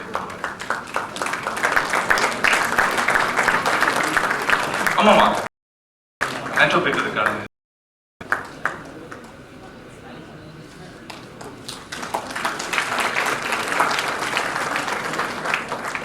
இந்த போட்டிகள் எல்லாம் நடைபெற்றதை ஒருங்கிணைத்து நல்ல விதமாக நடத்தி தந்த குமாரி ஜைனப் பின்டி அவர்களை கண்டுகளிக்கிறேன்.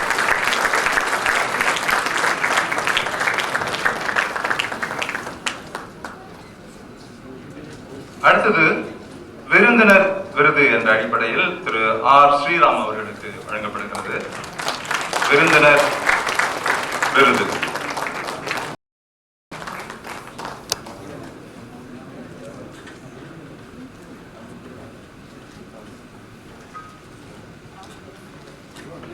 அடுத்தவர் திரு சி.எம். எழுந்தமிழ், அவருக்கும் இந்த விருந்தினர் விருது வழங்கப்படுகிறது.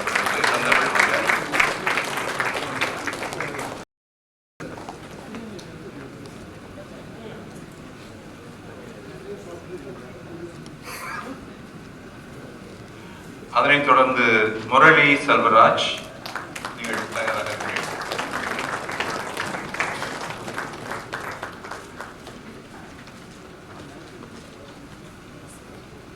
முரளி.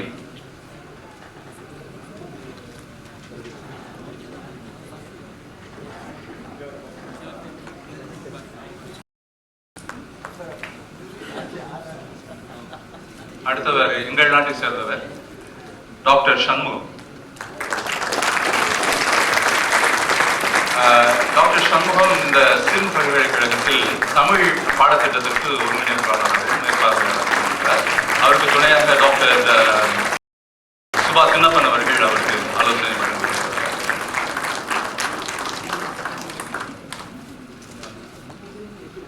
இப்பொழுது அடுத்த ஆண்டு நாட்டில் காந்தி கிராம் என்ற ஊரில் திண்டுக்கல்லில் இருக்கக்கூடிய இடத்தில் இந்த மாநாடு நடைபெற இருக்கிறது. ஆகவே அதனை அதிகாரப்பூர்வமாக சிங்கப்பூரில் இருந்து அடுத்த ஆண்டு உங்கள் நாட்டில் உங்கள் இடத்தில் அதை நடத்துங்கள் என்று அதிகாரப்பூர்வமாக நாங்கள் இப்போது ஒப்படைக்கிறோம். தயவு செய்து மேடைக்கு வருமாறு நான் ப்ரொஃபசர் சிதம்பரத்தை பேராசிரியர்.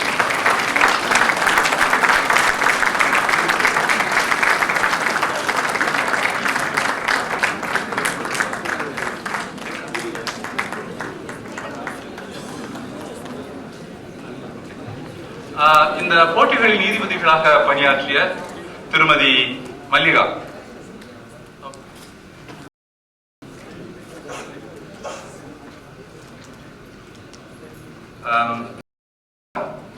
வரல. ஐசாக் குமார் வந்திருக்கீங்களா? ஆசிரியர் ஐசாக் குமார் வாங்க.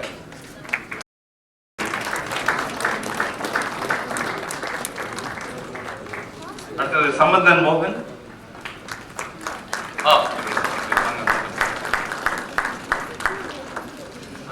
அடுத்து வந்து அறிமுகம் தேவைப்படாத சகோதரி மீனாட்சி சபாபதி. எங்க நாட்டில் அறிமுகம், ஆனால் உங்களுக்கெல்லாம் அறிமுகம். அவங்க வந்து வானொலியில தொலைக்காட்சியெல்லாம் செய்தி படிச்சாங்க. இப்ப தமிழ் ஆசிரியையா பணியாற்றுவாங்க.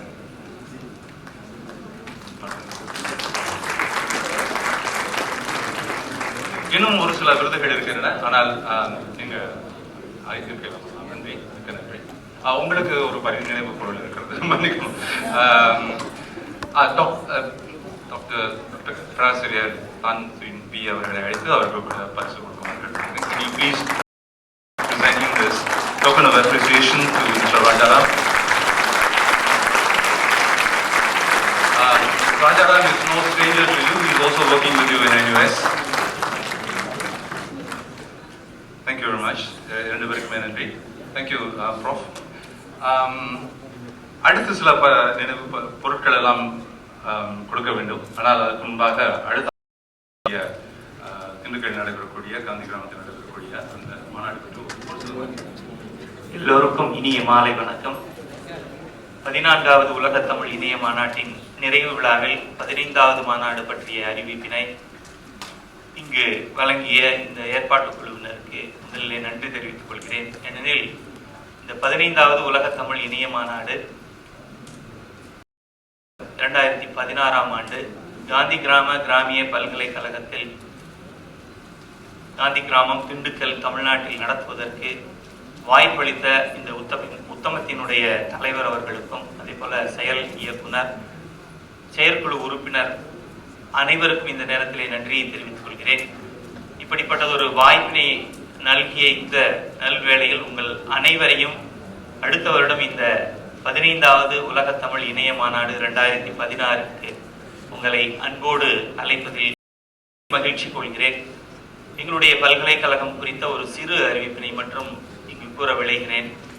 திண்டுக்கல் மாவட்டம் காந்தி கிராமம் என்று சொல்லக்கூடிய காந்தியின் பெயரால் நிறுவப்பட்ட 1954ஆம் ஆண்டில் நிறுவப்பட்ட ஒரு நிறுவனம். கிட்டத்தட்ட இந்தியாவில் 11 இடங்களில் நிறுவப்பட்ட அந்த நிறுவனத்தில் இன்று ஒரு நிறுவனம் மற்றும் வளர்ந்து ஒரு பல்கலைக்கழகமாக அது வளர்ந்திருக்கின்ற ஒரே லைவ்லி இன்ஸ்டிடியூட் என்று சொல்லக்கூடிய நிலையிலே அது வளர்ந்திருக்கிறது. அந்த பல்கலைக்கழகத்தில் இந்த 15வது உலகத்தமிழ் மாநாட்டிற்கு வாய்ப்பளித்த அனைவருக்கும் இந்த நேரத்திலே நன்றியை தெரிவித்துக் கொள்கிறேன். அதே போல இந்த பல்கலைக்கழகத்தில் இந்த மாநாட்டை நடத்த வேண்டும் என்று கேட்டபோது உடனடியாக எனது துணைவேந்தர் அவர்கள் வாய்ப்பளித்தார்கள். அவர்களுக்கும் இந்த நேரத்திலே நன்றி சொல்லி உங்கள் அனைவரையும் மீண்டும் ஒரு முறை 15வது உலகத்தமிழ் மாநாட்டிற்கு வருக வருக என்று இப்போதே அழைத்து கொடுக்கிறேன். நன்றி.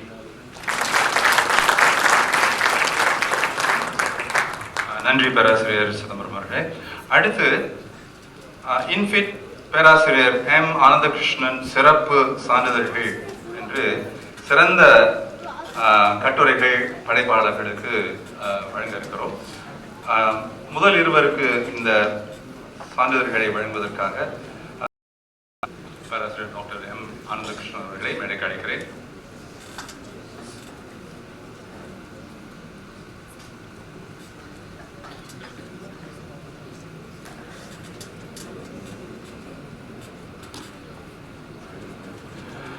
முதல் சான்றிதழை பெறுபவர்.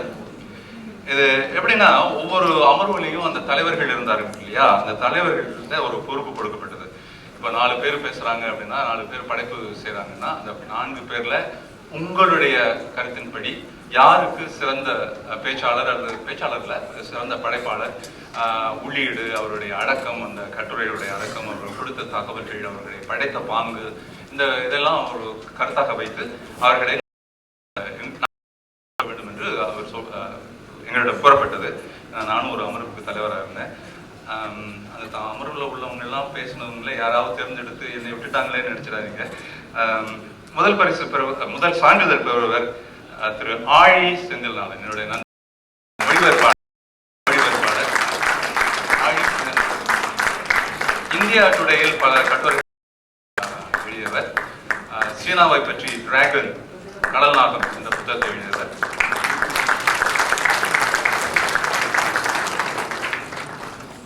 அடுத்து திரு டாக்டர் சுனில் சிவதாஸ் மற்றும் அவருடைய குழுவினர். ஆனால் டாக்டர் சிவதாஸ் இவரும் நம்முடைய நண்பர் தான். வாங்க. ஐயப்பன், சிங்கப்பூர் நண்பர்கள்.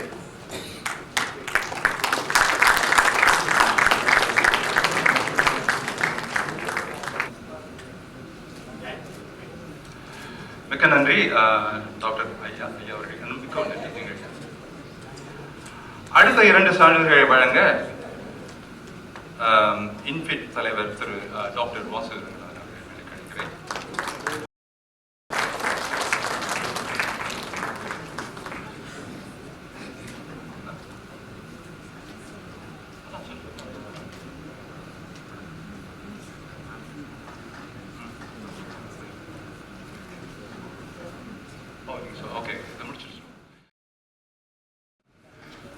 முருகனுக்கு பல பேர் உண்டு.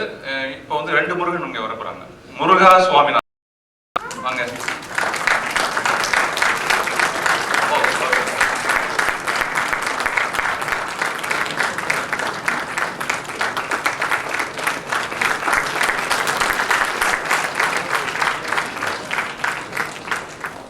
போட்டிகளை நடத்தி அதை ஒருங்கிணைக்கிறதுல மட்டும் நான் வல்லமை பெற்ற ஆள் இல்லை, வல்லவர் இல்லை. கட்டுரை படைப்பதிலும் வல்லமை பெற்ற ஆள் தான் அப்படின்ட்டு என்னிடம் தமிழ் மொழிபெயர்ப்பு வகுப்புல பயின்றவர் குமாரி ஜைனப் பின்டி அப்துல் ரஹ்மான்.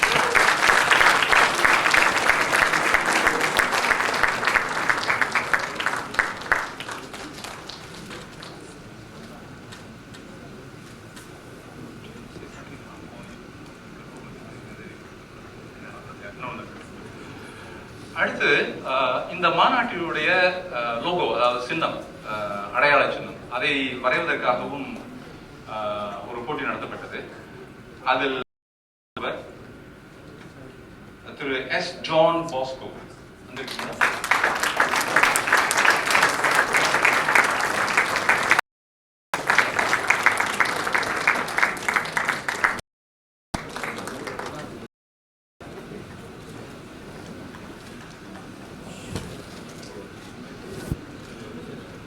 இறுதியாக டாக்டர் வாசுரங்கநாதன் வந்து ஒரு சில வார்த்தைகள் கூறுவார்கள். அதன் பிறகு இந்த ஏற்பாட்டு குழுவின் துணைத் தலைவர் திரு தேவராஜன் அவர்கள் நன்றியுரையாற்றுவார்கள்.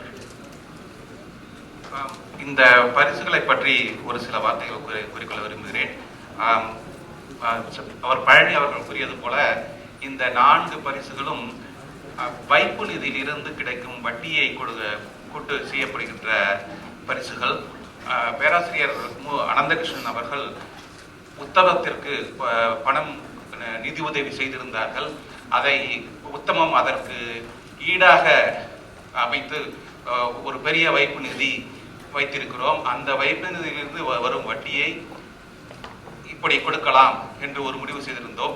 பேராசிரியர் அனந்தகிருஷ்ணன் அவர்கள் ஆரம்பத்தில் கூறினார்கள், இப்படி ஒன்று செய்ய வேண்டும் என்று கூறினார்கள். அவர்கள் கொடுத்தது பணமே மறந்து விட்டார்கள் என்று நினைக்கிறேன்.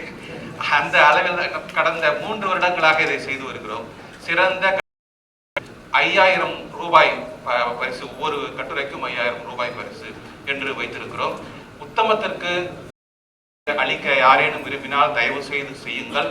அந்த பணத்தை இப்படி தமிழ் கணினி வளர்க்கும் கட்டுரையாளர்களுக்கும் மற்றவர்களுக்கும் கொடுத்து ஊக்குவிக்க எங்களால் முடியும் என்று நினைக்கிறோம்.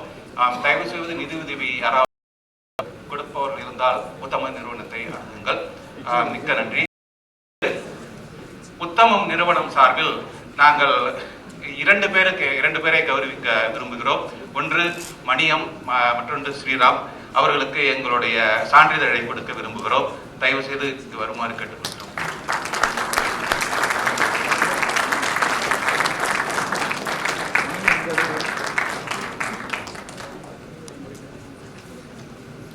திரு மணியம் இன்னும் பணியில் ஈடுபட்டிருக்கிறார் என்று நினைக்கிறேன். அவர் காலில் சக்கரத்தை கட்டிக்கொண்டுதான் சுழன்று வருகின்றார் என்று நினைக்கிறேன். அவர் இங்கு வரும் பொழுதே எனக்கு ஒரு சிம் கார்டு கொடுத்தார். என்னை நீங்கள் தொடர்பு கொள்ள வேண்டும் என்றால் இந்த தொலைபேசியிலிருந்து தொடர்பு கொள்ளுங்கள் என்று கூறினார். அவரை எப்பொழுதும் நான் தொலைபேசியில் தான் தொடர்பு கொண்டேன். இங்கே சிங்கப்பூரில் அவர் ஊரில் இருந்து கொண்டேன். அப்படி பணி செய்தவர். அவருக்கு பரிசு நான் சான்றிதழ் கொடுக்கும் பொழுது கூட அவரை தொலைபேசியில் தான் கூப்பிட வேண்டும் போல இருக்கிறது. பாருங்கள் ஸ்ரீராம்.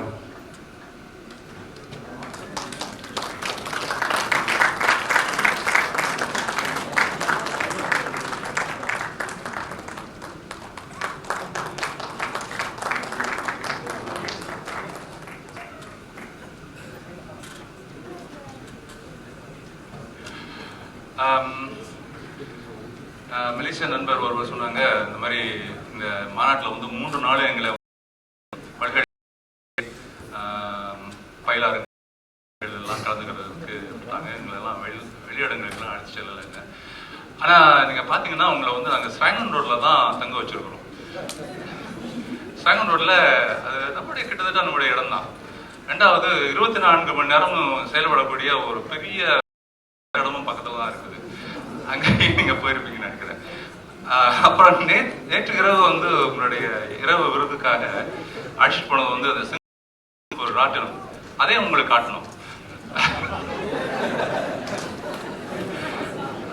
அது மட்டும் இல்லை, அந்த அந்த ராட்டினத்துக்கு எதிர்த்தாப்புல வந்து நாங்கள் ரொம்ப காலமாக தயங்கி பிறகு கட்டின அந்த கேசினோ, அதாவது சூதாட்ட கேளிக்கை இடம், அந்த இடத்துலையும் வந்து சில வான வேடிக்கைகள்லாம் இருந்தது. அதையும் உங்களுக்கு இலவசமாக நாங்கள் ஏற்பாடு பண்ணிருக்கோம்.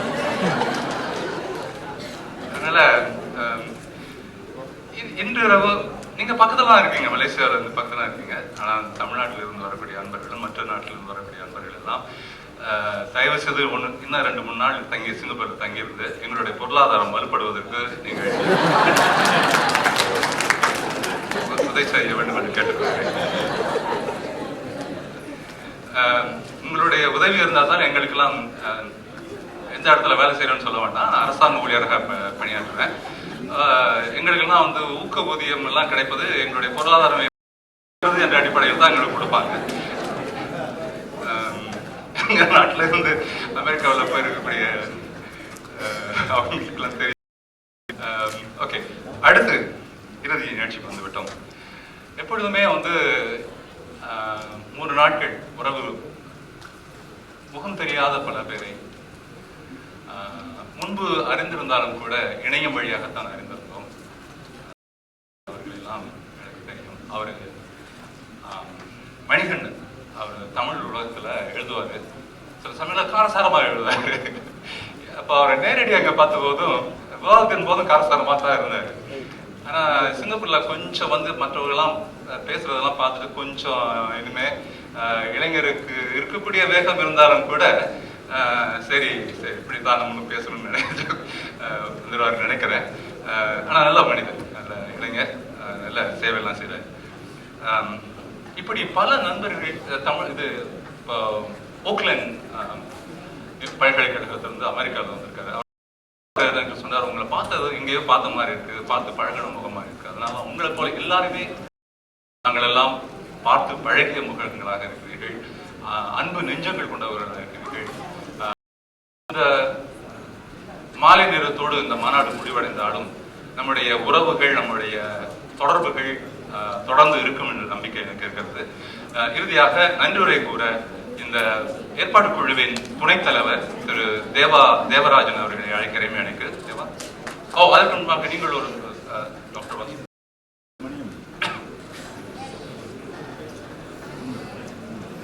நிறைவரும் முன் என் மனம் நிறைவுற மடியத்தை இங்கு அழைக்கிறேன்.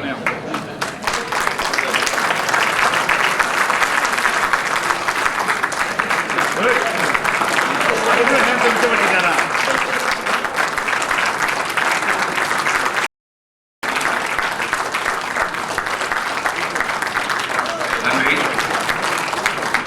திரு தேவா. துணைத் தலைவர் வந்து சிங்கப்பூர், மலேசியா, மியான்மர் ஆகிய 3 நாடுகளையும் இணைக்கக்கூடிய உறவு பாலம் என்ற அமைப்புக்கு தலைவராக இருக்கிறார். இங்கே சிங்கப்பூரில் குயின்ஸ்டான் என்ற ஒரு இடம் இருக்கிறது. அந்த இடத்தில் இருக்கக்கூடிய அருள்மிகு முனீஸ்வரன் கூட அவர் இப்போது நன்றி உரையாற்றுவார்.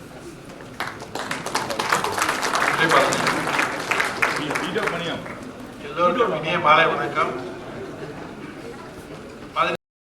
தமிழ் இணைய மாநாட்டுக்கு வருகை அளித்து கடந்த 3 நாட்களாக அக்க வகையில் கலந்து உருவாடி கணினி தமிழை அடுத்த நிலைக்கு எடுத்துச் செல்ல பங்களித்த உங்கள் அனைவருக்கும் எனது மனமார்ந்த நன்றியையும் வணக்கத்தையும் தெரிவித்துக் கொள்கிறேன்.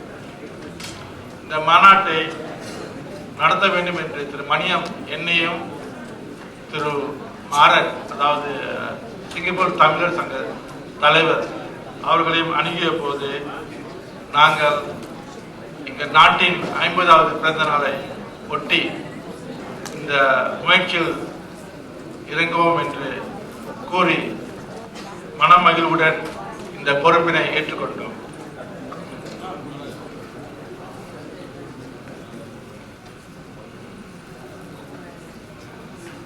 இன்பிட் புத்தகம் தொடர்பான அனைத்தையும் திரு மணியம் கவனித்துக் கொள்வது எனவும் மாநாட்டு தொடர்பான நிதி திரட்டல் மற்றும் ஏற்பாடுகளுக்கு நாங்கள் பொறுப்பேற்பது எனவும் முடிவு செய்யப்பட்டது. மாநாட்டை சிறப்பாக நடத்த எல்லா முயற்சிகளையும் நாங்கள் மேற்கொண்டு எங்களால் இயன்றவரை செய்து முடித்துள்ளோம் என்று நம்புகின்றேன். ஆங்காங்கே சில குறைகள் இருப்பினும் இத்தகைய மாநாடுகளில் ஏற்பாடு செய்யும் போது அவ்வாறு நிகழ்வது சில சமயங்களில் தவிர்க்க முடியாத ஒன்று. சிங்கப்பூரின் நட்பெயரை முடிந்தவரை கட்டி காத்துள்ளோம் என்று நம்புகின்றேன். மாநாட்டின் இறுதியில் இனிமையான நினைவுகளுடன் செல்வீர்கள் என்று உண்மையிலேயே நம்புகின்றேன். பின்வரும் அமைப்புகள், சில நபர்கள் ஆகியோர்களுக்கு நன்றி கூற விரும்புகின்றேன். மாநாட்டை கூட்டாக நடத்திய உத்தமம், சிம் பல்கலைக்கழகம், பேரு உதவி வழங்கிய லீஷா, குறிப்பாக திரு ராஜ்குமார் அவர்கள், சிண்டா, கல்வி அமைச்சின் தமிழ் கற்றல் வளர்ச்சி குழு, சிங்கப்பூர் தமிழர் சங்கம், நன்கொடை வழங்கிய இந்திய அமைப்புகள், கோவில்கள், அவ்வப்போது சில உதவிகள் புரிந்த தொண்டுலியர்கள், உணவு வழங்கிய அப்போலோ மனநாளி உணவகம், காயத்ரி உணவகம், எல்லா புரவலர்களும், இறுதியாக ஏற்பாட்டு குழு உறுப்பினர்களுக்கும் என் மனமார்ந்த நன்றியை தெரிவித்துக் கொள்கின்றேன்.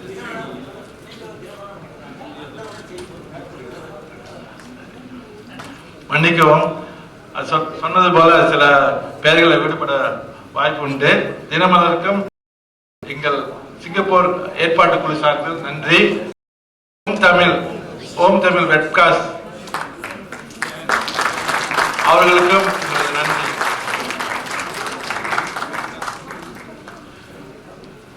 ஏற்பாட்டு குழுவில் 21 பேர் இடம்பெற்றுள்ளோம். ஏற்பாட்டு குழு தவிர்த்து நிறைய அன்பர்கள் பல வகையில் உதவி செய்தார்கள். குறிப்பாக சிலர் அவர்களுடைய பொறுப்புகளை செய்து எங்களது பாராட்டை பெற்றார்கள். அவர்களுடைய பெயர்களை குறிப்பிட நான் கடமைப்பட்டுள்ளேன். முதலில் திரு பழனியப்பன் அவர்கள்,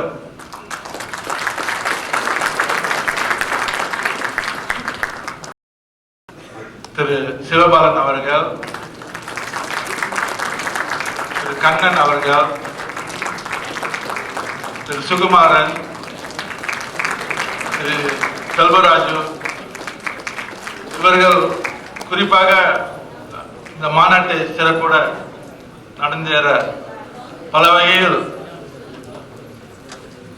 அவர்களுடைய பொறுப்புகளை சிறப்பாக செய்வதனால் இந்த மாநாடு, இந்த சிங்கப்பூர் ஏற்பாட்டு குழு உறுப்பினர்கள் அனைவரும் இணைந்து சிறப்பாக ஒரு மாநாட்டை நடத்தியிருக்கிறோம் என்று நம்பி உங்களிடம் விடைபெறுகின்றேன். நன்றி, வணக்கம்.